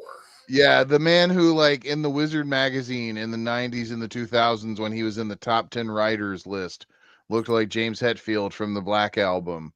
His mugshot did, and I'll never forget that. But yeah, it's Alan Moore. What can you say, like, about them? Like, he did his epic run on Swamp Thing. That's really where he cut his teeth. Mhm. Created John Constantine, the Yep. character of him, based him off of Sting, not the wrestler, but the musician. Yeah, Uh, there you go. yeah, Nice. yeah. Uh, you know, Actually, there's a classic picture of him from the '90s that was always his shot there. It's um, much. Hey, I was freaking it find it. might be the same one that I'm thinking of. There's one that's like there was never like it didn't have a lot of lighting. It was very dark and everything like that. But yeah, but oh, that is Mrs. Bueller. She's expecting that I'm not on the air anymore. But no, dear, I am still Oh, on the air. yeah. No, sorry. Oh, shit. Sorry, It's Mrs. graduation. Fanatic. It's graduation day right now. So, all right, I can't Oh, find that picture anyway. So, yeah. but yeah. So, but Alan Moore, yes, the crazy mad wizard. Like I said, he. So I will give him one thing. The man is probably got the most wrought integrity of anybody of any comic creator I've ever seen because Yeah. he refuses to sell out to get the big payoff, whatever else. Well, yeah, and I think that goes, like, there's a great series that he did on with BBC or the BBC Maestro series. Mm, You can find little clips of it on YouTube, but, like, he basically gives, like, his philosophy on writing. okay. And, like, it actually it's kind of an interesting way to look at it, because his view is that, the origins of writing, basically, like, what we look at to understand, text, like, is, just these little pictures that we understand and give meaning to. And that started with paganistic shamanism. And Yeah. so once you do that, then, like, that's the first time that you can start to catalog information. That's the first time, writing is the building block of so many things.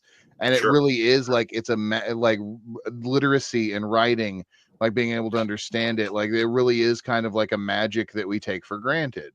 And it's like he's very proud of that tradition that he's a part of, is somebody that is a writer that can be read by a widespread. So it's like, I do appreciate his level of integrity that Hmm.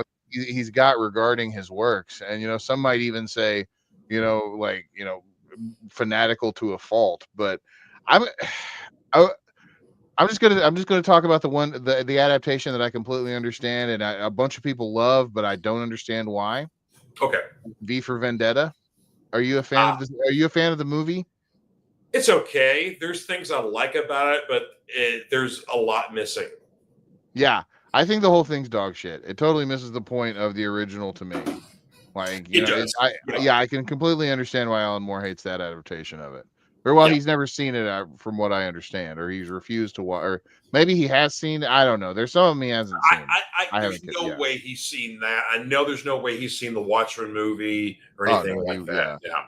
The only of the Watchmen adaptations he would possibly even entertain would either be the recent animated one because it's literally booked to movie. There's no script changing Right. whatsoever. Or if he saw the HBO sequel series, which is a sequel to the book, not the movie. Yeah.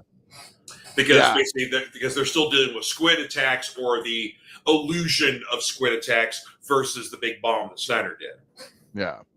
Well, now, pivoting back onto the subject of Watchmen for a second, just so we can keep talking about that, because you and I have had this discussion outside the show before. Excuse me. Because we're talking about Yeah. Watchmen. Right. Yeah. Hold on. I gotta grab mine too. I have the different cover. I think I can't remember which cover this is, but yeah, it's not like it's Yeah, not one of the traditional ones, I don't think. But yeah. This is actually a first print trade when yeah, they first came out in '87. the ethical one, and I'll Yes, get it. yeah. You made a comment Yeah, about that. I want to hear this I one. will. I'll get into that. I'll get into that here in a minute.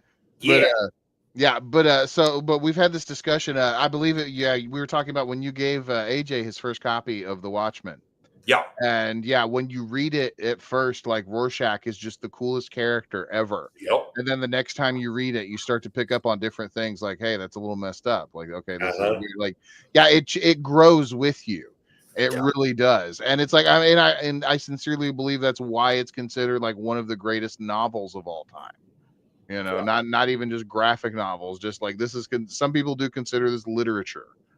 And it's kind of sad that like the what's gone down with it is in regards to like the Alan Moore's like distaste with it and DC Comics, and the reason why I refer to yours as the ethical one is in oh yeah, regards to the Alan Moore contract deal where like when the Watchmen came out originally, it was like a landmark deal with DC where a year after publication, the rights for all the characters in the story would go back to Moore and Gibbons, yeah, and or after they stopped being printed. yeah. Now, this was before the trade paperback boom ever started. And so it's like basically like it's the Watchmen and the Dark Knight Returns really were the first two trade paperback stories, right? That were like Yeah, because you had Marvel that would do like the graphic novel things like Death of Captain Marvel, and right, there's but some like not like collected editions of like 12 exactly, yeah, floppies like put into a yeah, bound. Yeah, yeah. not something like that. Yeah, They were self-contained stories. So yeah, you're yeah, right. DC was the first to do the collection of yeah, like marquee series. Yeah, yeah. And so the idea was it's like after that initial print that it would go out of print like a lot of books do. 90% of books that are published and printed, they only go through one printing and never come back ever again. It's like for that's sure. just what happens. Yeah, The problem was it became one of the greatest novels of all time, and it continues to sell, yeah, and it's never gone out of print. So while technically DC is still paying more, or DC is still doing everything legally it has to towards paying more. He's like refused royalties or having them directed to.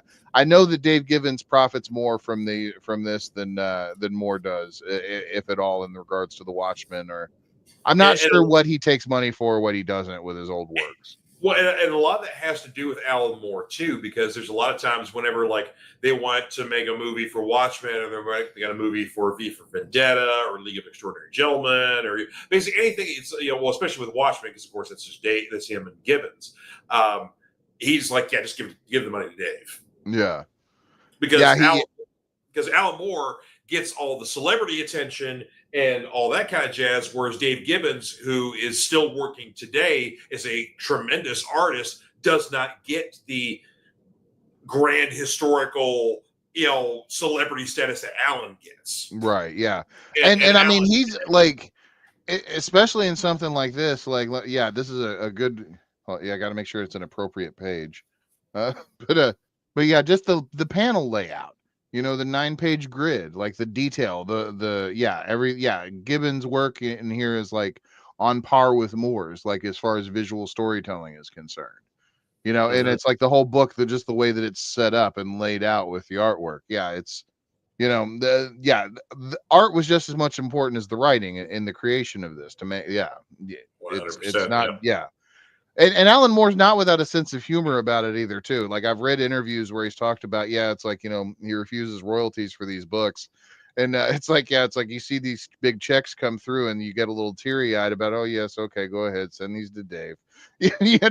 Like, so it's like, yeah, he's not without humor about it, because he is still Yeah. a person, but yeah, he's still a very principled person He very when much when is. it Yeah. comes to that. I But mean, there is one of his adaptions though that he likes. Do you know which one that one is? no, what? Hang on. Let me pull it up here. This is also one of my favorite comic book stories of all time. Uh, Unfortunately, it's not exactly collected the same way everything. Oh, sorry. Okay, yeah, there we go. For the man who has everything. Wow. Yes. There was an Adventures, or it was Superman Annual number 11. But yeah, that's an Yeah. Alan Moore story. Yeah, adapted in With one of the the Black Justice. Mercy. Yeah.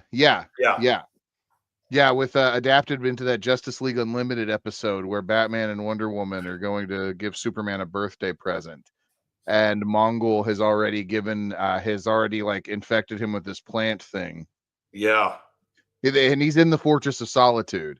And so Superman is like in this like subconscious state where he's thinking about like he's got his family on Krypton is still alive, and like he's getting married. It's like this wonderful whole ordeal. And so like Wonder Woman and Batman are fighting Mongol in the Fortress of Solitude and have no idea how to get, Superman's attention back. And then of course they do it. It leads to, oh, hold on, let me see if I can find the panel real quick. One of my favorite panels of all time too, where like he's fighting Mongol, and Mongol's like he's basically super pissed that of what Mongol has basically given him and taken. And anyway, hell yeah. But anyway, he's super pissed at Mongol, and then like finally, and then Mongol finally gets back and like punches him down a little bit, and then and he's like, "Happy birthday, Kryptonian! I give you oblivion." And then Superman's just like, "F you, burn!" It just heat visions the hell out of him. It was so oh man. The Black Mercy has been one of those like you can't really call it a villain because though it's a living thing, it's not a sentient organism, but it's basically a plant that people use to infect, or stop you with. And it basically kind of like, it's like a parasite that takes over your whole body. It kind of paralyzes you, whatever else, but it puts you in this dream state that kind of gives you everything you want. It gives makes you think you're living the perfect life. When instead it's like feeding off of you. Yeah. So it's a real creepy, weird thing. But it's like Alan Moore is responsible for some interesting creations of the DC universe. That's one of them. The other, Mogo, the living planet that is the Green Lantern's home base. Yeah. Yeah, he and Dave Gibbons are also responsible for creating that. Yep. Hell, Oracle's paralysis. Oracle. You can't. Rasputin Moore, is what Martin says. Genius, but batshit crazy. Maybe. Genius, definitely. Batshit crazy. Maybe. Everybody's crazy person is somebody's saint. Yeah. Also good. Oh, yeah, and of course Martin says, "Sorry, Ms. Bueller, but George is taking a day off with his nerd buddies here. Yeah. Won't be home before 10. Yeah. Beth, I hear you calling. But I can't come home right now. Anyway, you were showing the or whatever happened to the Man of Tomorrow. This is that trade. The trade that the last pre-crisis Superman story. And Alan Moore was the one that got to close it out. That's also the two issues of that plus the annual are what make up this little trade too. I think this is out of print though, weirdly enough. But if you can find it, definitely worth it. They've done other printings of it, but that original printing, I think that one is out of print. You're right. Yeah. And Mark says the good news is that nerds don't do drugs; they do deep dives into all things other find absurd. Damn right. Yes, absolutely. V says his handle is actually inspired by V for Vendetta, not the TV show. Unlike someone else thought. Yeah. Oh yeah, that's true. Yes. Martin says he is apologizing. Forgive him. He did not mean anything. Yes. So there you go. So he is a bowing. Oh, that's right. Yeah. No, it was somebody else. I can't remember who that was. Yeah. V was an awesome show though. I loved it. Yeah. V was awesome. Ninja eating the guinea pig. Yeah. It was not you, Martin. I guess not. Yeah. It wasn't me. Oh, happy day. Yay! Yeah. It wasn't me. Not even close. Yeah, not even close. There we go. Yeah. And Bradley, unrelated question for us.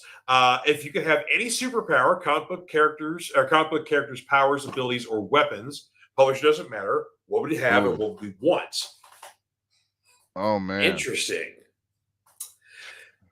Now, do we only get one superpower, or can we have like more than one superpower? Like we have like a certain set or something like that. Yeah, because it's like Superman has a bunch of powers, but like, it's like, could you be? Yeah, I don't know.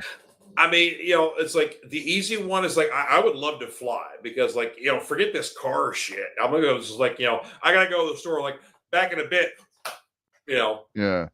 See, like skipping traffic and stuff like that. Oh, Bradley says more than one is fine. So there we go. oh, okay, More than okay. one is fine. Yeah. That, but you know what? I also am a big fan of telepathy because I would love sometimes like to get inside people's heads. Just like see what they're thinking. What's going on in their head about the situation they're in. Maybe I can make make it better for them because I'm reading their thoughts. Like, oh, should I be in here? It's like, this is kind of a weird place. Like, oh no, you're cool. It's Yeah. I don't know. So be able to use that as a tool to, I guess, I don't know, make people feel like less, awkward or weird or whatever else because we're all feeling awkward and weird, about anything. So, but I've always wanted to get inside people's heads and see what they're thinking. Also, I'd love to see what they're thinking about me too because they're just, oh yeah, everybody, you always want to know what. The tiny bit of narcissist in me just says, I just want to know what they're thinking about me. So. Right. Oh yeah, absolutely. I totally get that. I used to think that it would be like I wanted to say super speed like the Flash or something, but then I started to realize if you really got to thinking about it, like there's only so much you could do with super speed. Like you couldn't cook a steak faster with super speed. Like you can't make your dinner any quicker because there's some things that are just fixed. Like if you're the Human Torch, you can make your steak cook faster. Well, yeah, but then you wouldn't have super speed. You'd be a dude that sets yourself on fire. Like, yeah. Also, I'm just saying that. Yeah, that would be trading one for. Yeah, there you go. Yeah. Good point, though. Yeah. So, so not super speed then. Yeah, not super speed, but maybe super speed. But I don't know because everybody also wants to say invisibility too. But then it's like everybody's like, well, yeah, but it's if you ever. I have this theory that if people actually had invisibility, like the most moral person on earth would suddenly become the least moral person on earth. Oh yeah, like, we'd all be finding the first female locker room. We would be would be the dude in the boys. Yeah, everybody. Yeah. I don't care who you are. Yeah, we'd all be the we'd all be in some way deceptive with invisibility. So yeah, so as far as the social topics of the day goes, you don't have to worry about any trans people going and worry about your children in bathrooms. You got to worry about straight dudes with invisibility powers going into locker rooms of college and high school campuses and whatnot. So that's what we got to worry about. Exactly. And Martin says, look how far we've come. One guest needs to talk to each other. There we go. So there we go. See, I like that. You guys are talking to each other within the chat. That's great. Yeah, no, that's awesome. Yeah, we like the community there. We have inner Fanatic Forum lore now too because of y'all. There, I like that. Yeah. Oh, and V says that I want to be Emma Frost. Well, I mean, she's got nice boobs. I'm just saying, Wow, now I'm just imagining George George going to the Spirit Halloween and getting the Emma Frost costume and trying it on and okay, I'm not going to wear the costume that Emma Frost does unless I look exactly like Emma Frost. That's okay. Unless I was a hot blonde chick with big boobs that was svelte and whatever else. Okay, sure, I'm going to dress the Emma Frost thing. Me in this body right now as I look will not be dressing like Emma Frost. But having the powers of Emma Frost wouldn't be a bad idea, though. Yeah, no, that is true. Yeah. That is good. Okay, V says the problem with super speed, right, Seth, the whole world moves in slow motion. Yeah, exactly. Yeah. Iris is hunting strings, and so she has found one. So, yes, good job here. Well, if you're hearing the cat screaming here, that's basically because we have a good hunter in the household here.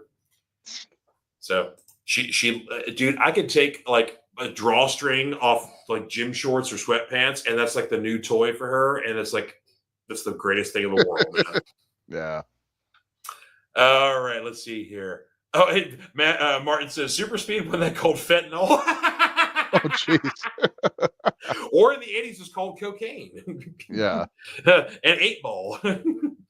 Bradley says, as for him, super strength and super intelligence would be awesome. Copying powers is also cool. Oh, yeah, kind of like a Taskmaster or like super adaptoid or something like that. Yeah. Okay, yeah. Magic or living in a suit is interesting, like Iron Man sort of thing like that. Okay. It is kind of hard to pick, though. Yeah, it really is. Yeah, because Because the easy thing would be to say, "Oh, I just have the powers of the super adaptoid." Well, what are the kind of powers these have? Oh. See, Martin says, "Get some body parts you're lacking for the cheap." No, I'm not going through plastic surgery, Martin.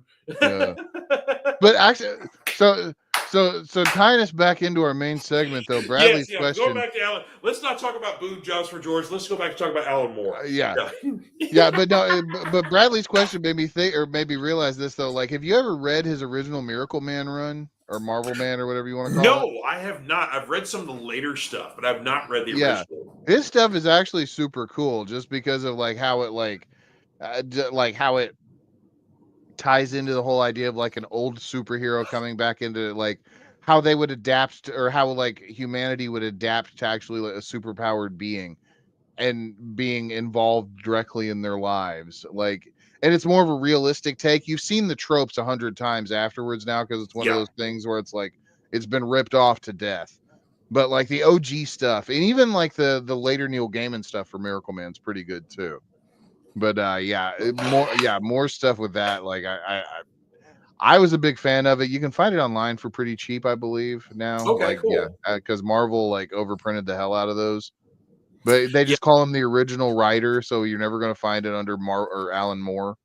Right, yeah, but yeah, I've read some of the later stuff, but yeah, it's like for Miracle Man or the Marvel Man or whatever, we find it there. Yeah, a lot of that stuff. Of course, they did like the second series, like the Silver Age stuff, which is a lot of kind of retellings of some of the Alan Moore stuff as well. Yeah, I mean, a lot of stuff. We're talking like deep superhero stuff. Like we're not talking about like your regular superhero fare here. So. Yeah. But yeah, then he could branch out too. Like some of his other superhero stuff. Like, did you ever read his Tom Strong stuff? Yeah, and like the top 10 comics, stuff like that. Yes. Yeah, those were really good because they were just like simple stories, but they were just told really, really well. Yeah. Like they weren't like super like deep or anything. Like you didn't have to like wrap your head all around them, but it was more of like an old timey comics the way that you wanted them to feel. Very much so. Very golden age kind of feel. So, and one, I definitely got to talk about this one here because I love the book, hated the movie adaptation, The League of Extraordinary Gentlemen. Oh yeah, man. League of Extraordinary Gentlemen, that's a rough one. Because it was, the adaptation was awful and it could have been so great. Made Sean Connery retire from acting. All they had to do was to make Alan Quartermain an opium junkie. To start that off, that's where they find him, and the redemption story of him cleaning himself up and getting back to his heroic thing, and then teaming up with this weird group of people where the most slight woman is the most powerful person they have on the group. Yeah, you know that Nina's the Nina Harker is the heart and the powerhouse of the group. You know. Yeah, it's like they heard the idea of like the literature-based Justice League, and then like the movie was just like, oh, okay, well, we'll just pick different characters and put them in, and it's like, well, then what? Yeah, fuck you. Like, dang it, sorry. What? But they had this. Nina was in there. Captain Nemo was in there, but then they added like. Dorian Gray and Tom Sawyer, and Dorian Gray, who weren't in there. It's like, what? No, it didn't make any sense. Now, League of Extraordinary Gentlemen gets super weird and fun towards the end too, like weirder than it normally did. Yeah, because later on there's like legally distinct as possible Harry Potter clone that shoots lightning out of his crotch. Oh it's great stuff. But yeah, that's really like what Unhinged Alan Moore is probably some of my favorite Alan Moore. It really is. And that was kind of the fun thing about this America's Best Comics that originally, released League of Extraordinary Gentlemen, Tom Strong, Top 10, stuff like that. It was an Image imprint. And basically, Image literally said, you do your thing, buddy. Yeah. And he got to do it for a few years. And it was great. Because it was unhinged Alan Moore, no Marvel, no DC coming down on him, anything like that. Just like, you do your voodoo that you do so well. Yeah, and the thing is, like, with some of his books, even like have some kind of stuff that makes people uncomfortable. Like I think we got to talk about Lost Girls for a second too. Yes, we can talk about that. Go real quick. I want to get a comment from V going back to our superpowers thing here. V says a Skylar from Heroes is an extreme version of copying superpowers. Oh yeah. Now that's Yeah, actually cool though. You know, like just basically straight up like kill people, stealing their DNA, so like that. That's kind of cool. Yeah. Man, that first season of Heroes was some of the best TV ever made, and then they went and ruined Amen, it by man. making the rest of it. Like second season was like, okay, it's good but not great, and then the third season was like, what? Yeah, and then Anyway, you were saying about Lost Girls. Yeah, Lost Girls. So, if you're not familiar with Lost Girls, it's pornography basically, but it involves it's like where adult versions of Wendy from Peter Pan, Alice from Wendy from The Wizard of Oz, or Dorothy from The Wizard of Oz. Yeah, and crap, who else? Some other girl might be Alice from Alice in Wonderland for all I remember. That makes sense, yeah. Because I think I'm going to be honest, I have not read it. It's not. It didn't sound like my cup of tea.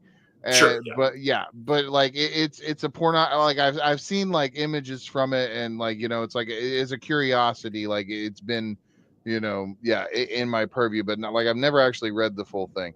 But it's like it is very graphic, but it's like this. It's also like this story, like it's going like all of this is happening like in this area that's like by a post World War or a pre World War I, like border town, like right on the cusp of war or something like that. So like there's this long, intricate Alan Moore story that I'm sure is probably very deep if you really want to read it to get past the weird sex scenes. But yeah, some of it starts to get real weird too, like with Peter Pan and Wendy, like. Yeah, like there's stuff like that going on apparently in it, and not my bag, not a lot of people's bags, but hey, more power to them if like they can get it made. Sure, yeah.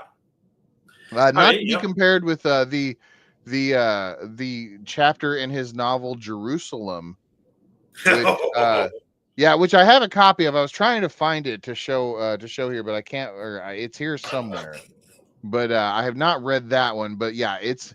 That sucker is a dense novel that like it's an intimidating beast just looking at it. But one chapter is written in the style of like the James Joyce like Finnegan's Wake kind of deal. So it's like a bunch of like 80 different ways to spell certain things, and so like you almost have to decode it. And then there's like a weird sex scene between homeless people and a long explanation about somebody sticking somebody's finger up somebody's rectum or something. But yeah. Apparently that reads better in audiobook form. I'm just going by I'm sure it does. Yeah.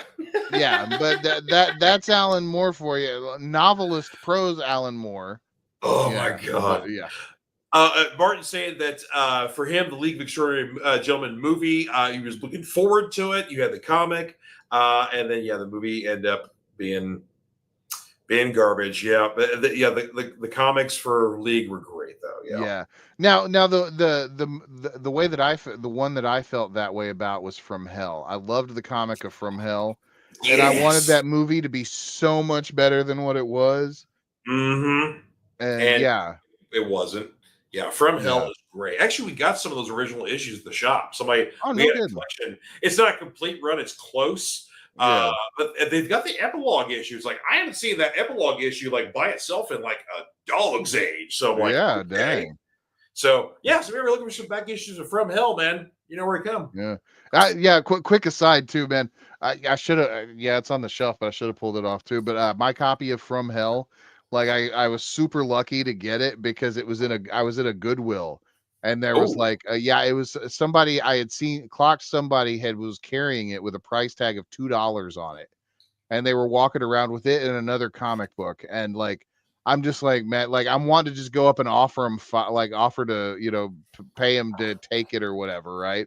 Or like, it's like, I'm just wanting this thing. So like at one point, like he sat it down to look through other books, but it was like, it was close enough to where it was like, you could tell it was his. I thought about just snatching it.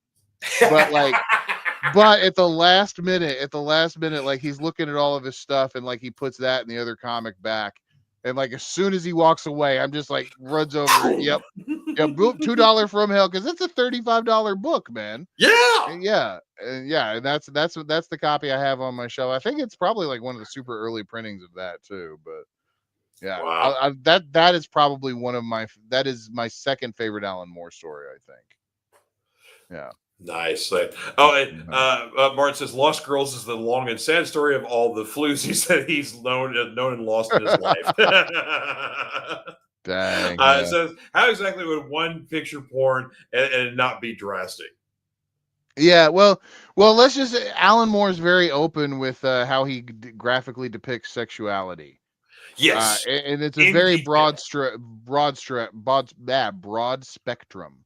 So Yes. yeah, Well, he and Anne Rice would have been a very kinky couple together because yeah. her like Sleeping Beauty, which is basically a kinky S&M retelling of Sleeping Beauty in a trilogy format. Yeah, it's like, good God. Yeah, it's like, yeah. So yeah, those are some kinky people there.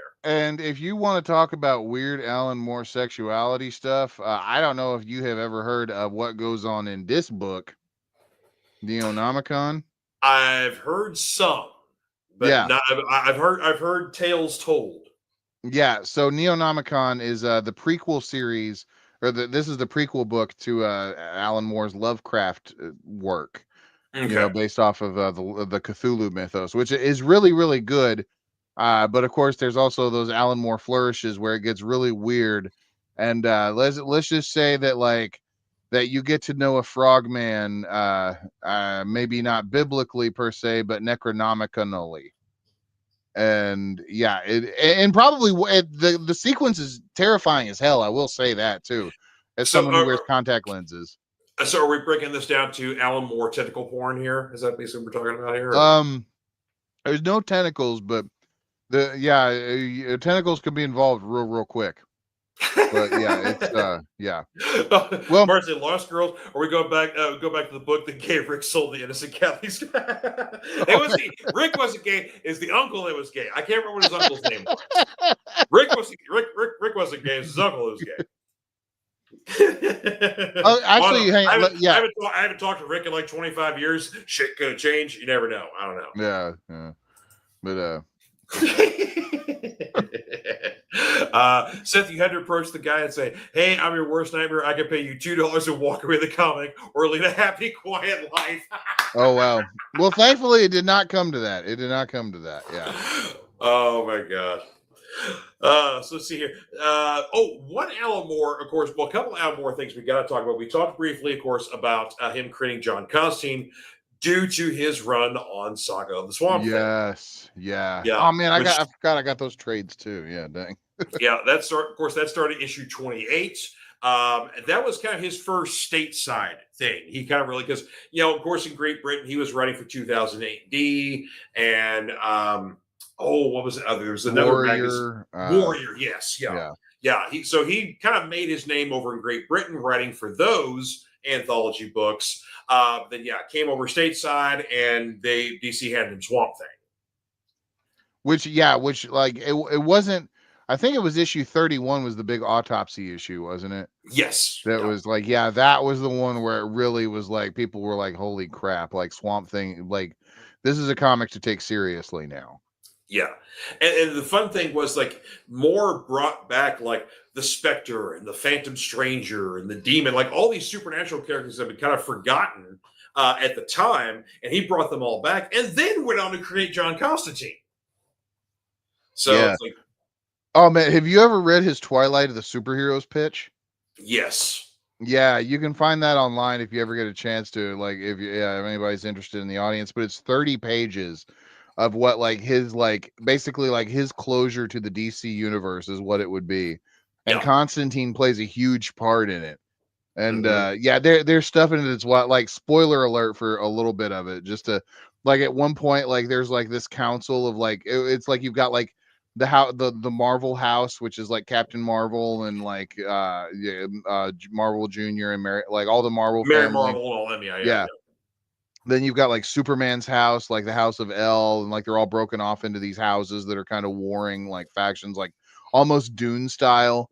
But then like there's like big intrigue going on with that and everything. But then like Constantine is like being warned by like this council of basically like the public domain like superheroes of like Doc Savage and the Shadow, and like it's like this whole thing of like they're like these proto superheroes that are trying to help him. And then it's wild as shit with some of it. And then like, yeah, there's like this whole thing about like, yeah, Martian Manhunter shows up in some way that you totally never thought that he would. And like, yeah, it would have been a wild ass story if they would have ever told it. But I don't think it ever would have got past. It never would have hit page the way that it was written. I don't think. It wouldn't. The interesting thing, though, is that the DC animated universe, before like the last run we had of like anything that happened after the Flashpoint movie was released, up until what we currently have, with like starting with Creature Commandos, which is the new James Gunn stuff. All that stuff was, of course, everything was kind of happening after Flashpoint. The universe, the DC universe was a little different. The movies, the subjects were a little different, things like that. Constantine being a focal point of the, basically he was the pariah of the Crisis story, because he was able to remember everything of the previous world and the world that came to be. So they almost kind of did a little bit of the Twilight of Superheroes with having Constantine being that kind of fixture within the DC universe. So yeah. So, those were some great runs too. Like the DC animated films. If you ever get a chance to check some of those out, like Constantine City of Demons is actually really good. I loved that one. Like, yes, that was really good. Yes. Yeah. Let's see here. A couple of comments got to get to here. Oh, and Brad says, did you know that out there there's Alice in Wonderland comic starring John Wayne Gacy as the main character? Really? Oh wow, that interesting. Yeah. And also, your previous question. So, a living suit similar to symbiotes like Venom or Spawn. Okay. I get you. Yeah, I definitely wouldn't want to do that. I don't know if I'd want to share. I don't know about yeah. I wouldn't want to share a consciousness with another thing there, because sooner or later, the roommates are going to fight. Somebody's not going to want to do the dishes. Yeah. Seth, Martin says Seth gave me a fantastic idea. He'll chill their cape, call himself super nerdy, and confiscate valuable comics in the name of saving pop culture all over the world. Next time in our shop. Oh wow. I'll wrestle you over him. He's found a career that he wants. Thank you, Seth. You're welcome. I aim to please.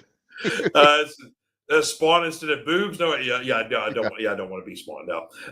Fanatic Forum gives hopes to nerds since 1975. Yay! One other Alan Moore project we definitely got to talk about. Huge one in the DC universe, still has ramifications to this day. Yeah. Oh yeah. That's probably the one that the one that affects the main continuity of DC is definitely that one. More so than anything else. Yeah, like only in the last maybe 10 years of DC continuity has Barbara Gordon been able to walk, because her genius with technology, and technology has caught up to the thing that she's been able to repair her spine so she can get out of the wheelchair that basically the Joker put her in this book. Yeah, and that whole the whole sequence of like the Joker just psychologically torturing Gordon with all of that stuff. It was like, oh man. And then Matt, did you ever hear that Grant Morrison theory about the book? No, what's that? That basically like the at the end of it, Batman kills the Joker because the way that like the paneling is and everything, because they're like you see they're laughing together. But then, like, there's this whole thing. Like, I think, you can find it on YouTube if you look it up, like Grant Morrison killing joke theory. I've heard the theory that basically, because when the panels start to drift off, that like there's a sound effect in there that people always interpreted that was like Batman like breaking Joker's neck or something, and like killing him right before the police arrive. Yeah, and sort of thing like that. So there was there's that theory that's there too. So it's kind of just one of those great endings that just makes you think, makes you talk, whatever else. Like, because people are always confused, like, well, how the heck, is like Joker going to tell the stupid joke and then gets Batman to start laughing? And like the two of them are actually sharing a laugh together after all these horrible things to Batman's loved ones have happened. Yeah. And Batman had this kind of mano-a-mano showdown with Joker, and now basically just waiting for the cops to show up. And Batman's not running off and leaving as he normally does. He's waiting for them to show up so they can get him, sort of thing like that. And so it's like, there's a lot of great interpretation. Yeah, it's so weird too, because it's like if you think about even like where Batman is in his career, because it's like you don't really know if this pre-Jason Todd or post-Jason Todd. Like Very true. it never really specifies like when in there, because like as far like comics have that like that fluid continuity.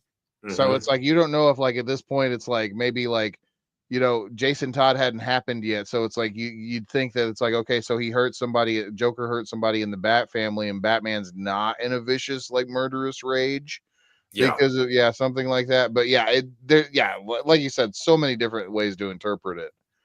And speaking of interpretations, the animated interpretation of this Is garbage. Do not watch it. garbage to the point where I've blocked out things the animated adaptation did because there was one day in the shop we were just going through like playing a bunch of stuff on TV, so like animated stuff or whatever else, and so somebody put on Killing Joke. They maybe like 3 comic book days. There's multiples of us in the shop, Yeah. and so one of the people, Abby, speaks up and says, "Well, hey, isn't this the one where Joker and Batgirl like knock boots on the roof?" And we're like, "No, that doesn't happen in a Killing Joke. No." Batgirl gets shot. No, there's no relationship between Bruce and Barbara. Yeah, it happens in the friggin' Yeah. movie. Oh my god! It's like that. No, it's like okay, Bruce and Catwoman, Bruce and Talia al Ghul. Sure, these are adult women that are on Bruce's It side. felt super incestuous. Yeah. No, it's like you're having sex with your child. Yeah. God, yeah. Yeah. Mm, It was awful. It was mm, awful. mm. Excuse Worse me. than the Hush adaptation that changed the ending and changed the identity of Hush entirely. This is worse. Oh, So I see. I didn't even know about that about the Hush adaptation. Yeah.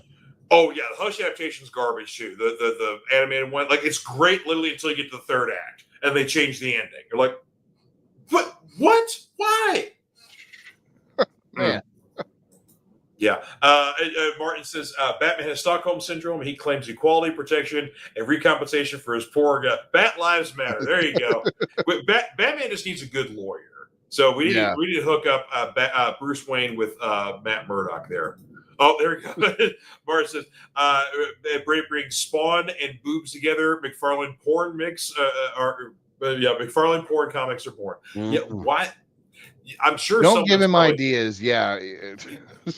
Someone on the indies has already figured that stuff out, dude. I tell you that gosh, right yeah. now. Yeah. And Bradley says he's more on the side of Batman, Catwoman. Yeah, exactly. Barbara. Yeah. It just don't work. It just don't work. So see, I can definitely see why Alan Moore is against a lot of adaptations of his works he's done. It's like I was perfectly fine with the thing I wrote and that Dave or whoever he was working with at the time drew, and let's just leave it at that. But there you go. So and that's the thing. Of course, we've talked at length about the Watchmen adaptations when it comes to the movie. When it comes, of course, to the animated film, when it comes to the HBO series, I've softened my stance a little bit on the Zack Snyder movie, especially if you see the full ultimate cut. But it also includes the Black Freighter segments. See, I'm still. People are going to reevaluate. Like Zack Snyder is going to get a major critical reevaluation in the next 10 to 20 years. I'm sure. I'm putting this out there because I will actually say that for just as groundbreaking as the Watchmen graphic novel is, the Watchmen movie, the Zack Snyder director's cut, is just as much of a groundbreaking superhero film. It was just way ahead of its time, and because like for every bit of taking the piss out of comics that the Watchmen did at the time, I argue that the way the action was portrayed in the Watchmen film was done the same way.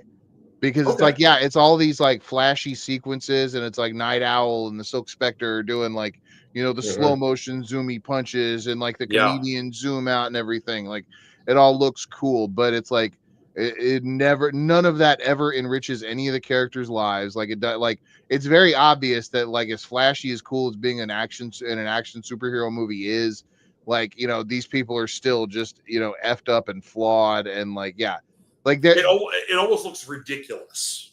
Yeah, exactly. And I argue that was on purpose. Like, I think that Zack Snyder understood the assignment more than people give him credit for, and people just didn't want to meet Snyder on the vision that he was trying to make with it.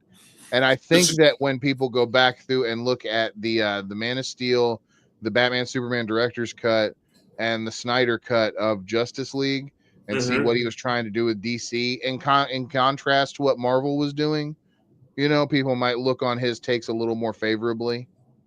But that's a whole other episode. Like, so the Snyder hate now, especially with the new Superman trailer that just came out. Like, I've got 25 minutes of material on that already too. But, now, see, one thing with Snyder with his adaptations, I loved his 300 adaptation. I thought that was amazing. On. Yeah.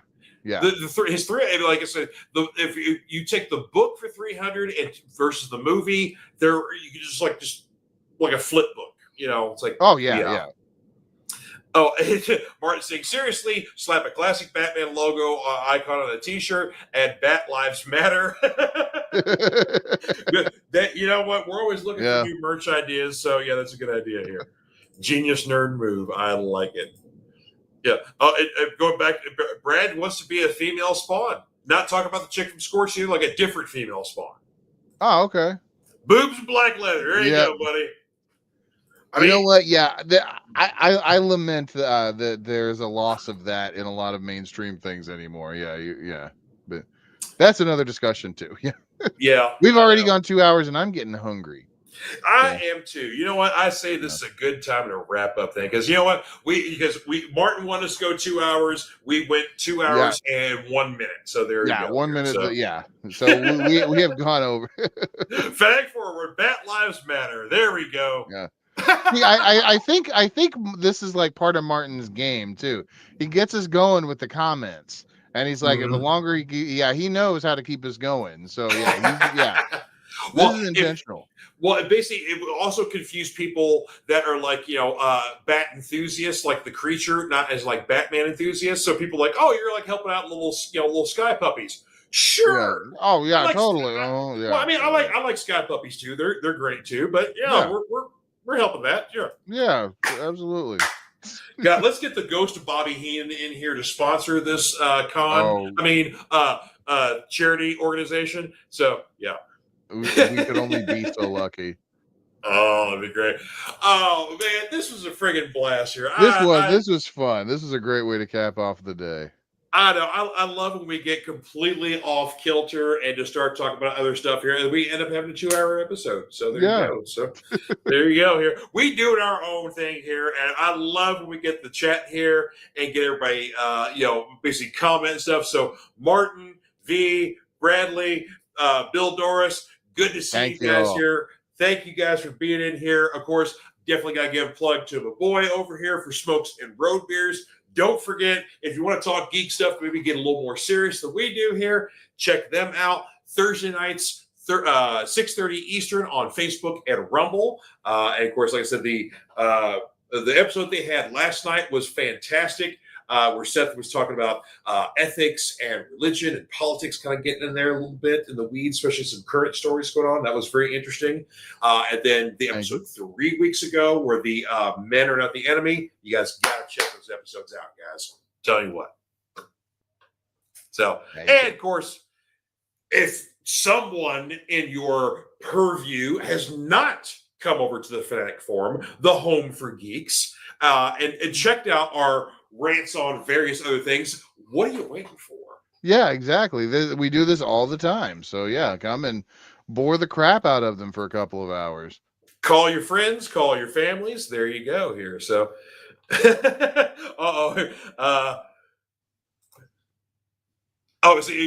see us buying Bill Gates' mansion here. Oh, there you go for our merch here. Yeah. I'm sorry. You gotta feed us every now. You gotta feed us some treats, and then we'll dance around for you. Right? Yeah. So, yeah. It's a good performance. We did. I knew it. It feels exposed. It needs a week to recover. So thank you. Thank you for being here, Martin. Yes. Yeah. Hang on. Let me put the smokes and road beers. That's probably spelled beers, right? That's 2 E's, George. Jesus. Okay, How many have you had, sir? 2 so far. But anyway, so Smokes and Road Beers. It's like I said, they're on Facebook, and then Rumble. So that's another thing you got to download to get Rumble there. But yeah, there you go here. Yeah. Come to the forum, talk about gay Rick, leather and boobs. Leather and boobs. Yeah. And again, Rick wasn't gay. It's his uncle that was gay. I can't remember what his uncle's name was for the life of me. No, he's going to be gay Rick forever, but we're still going to know that he's the uncle. Yeah. Sorry. There you go. I haven't talked to I haven't seen gay Rick's uncle or Rick's gay uncle in like 35 years. I haven't talked to Rick in like 15 to 20. So, whatever. Yeah, fair. Shit happens. But anyway, you guys have yourselves a wonderful weekend. Happy Memorial Day weekend out there. Enjoy your extended week. And for any service members out there, thank you very much for your service, your sacrifice. And I hope you guys have yourselves a wonderful time. God knows we're going to be coming back to next week here, but I'm sure it's going to be a blast. Yeah. So stay safe, make good choices. That's right. Light the fireworks and then run away, folks. Right. Yeah, there we go. All right, we got a word here from our friends at Comic Books for Kids to close things out. But you guys have a good one. We will see you next time on the Fanatic Forum TTFN. My name is Mark Weiss, and I am the founder and president of an organization called Comic Books for Kids.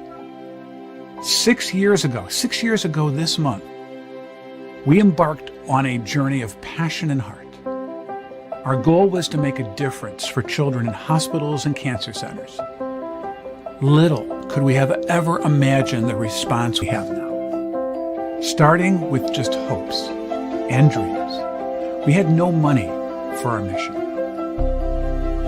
We had no product to give to the hospitals, and we had only called a couple hospitals and asked them, if we were to provide you with comic books, would you be interested? And they said yes. So we embarked on a 1-year journey to make a difference for these kids. We realized that even though we can't take away the reason these children are in hospitals, we can perhaps, while they are there, let them fly like a superhero, be princes and princesses, and embark on a mystical and magical journey to take them away from where they are in that hospital bed. Today, and thanks to your support, we are thrilled to say that we are now the largest charity in the U.S., supporting well over 200 hospitals in all 50 states for not only comic books, but for other pop culture items like Funko Pops, action figures, coloring books, Spanish bilingual items, backpacks, and more. When we received materials that were inappropriate for the young ones, we started a sister charity called Comic Book for Troops, and overnight, we became the largest charity in the U.S. for these same items to all branches of the military. We want to thank our friends for providing us their support and for allowing us the means to make so many happy with their gracious give to us.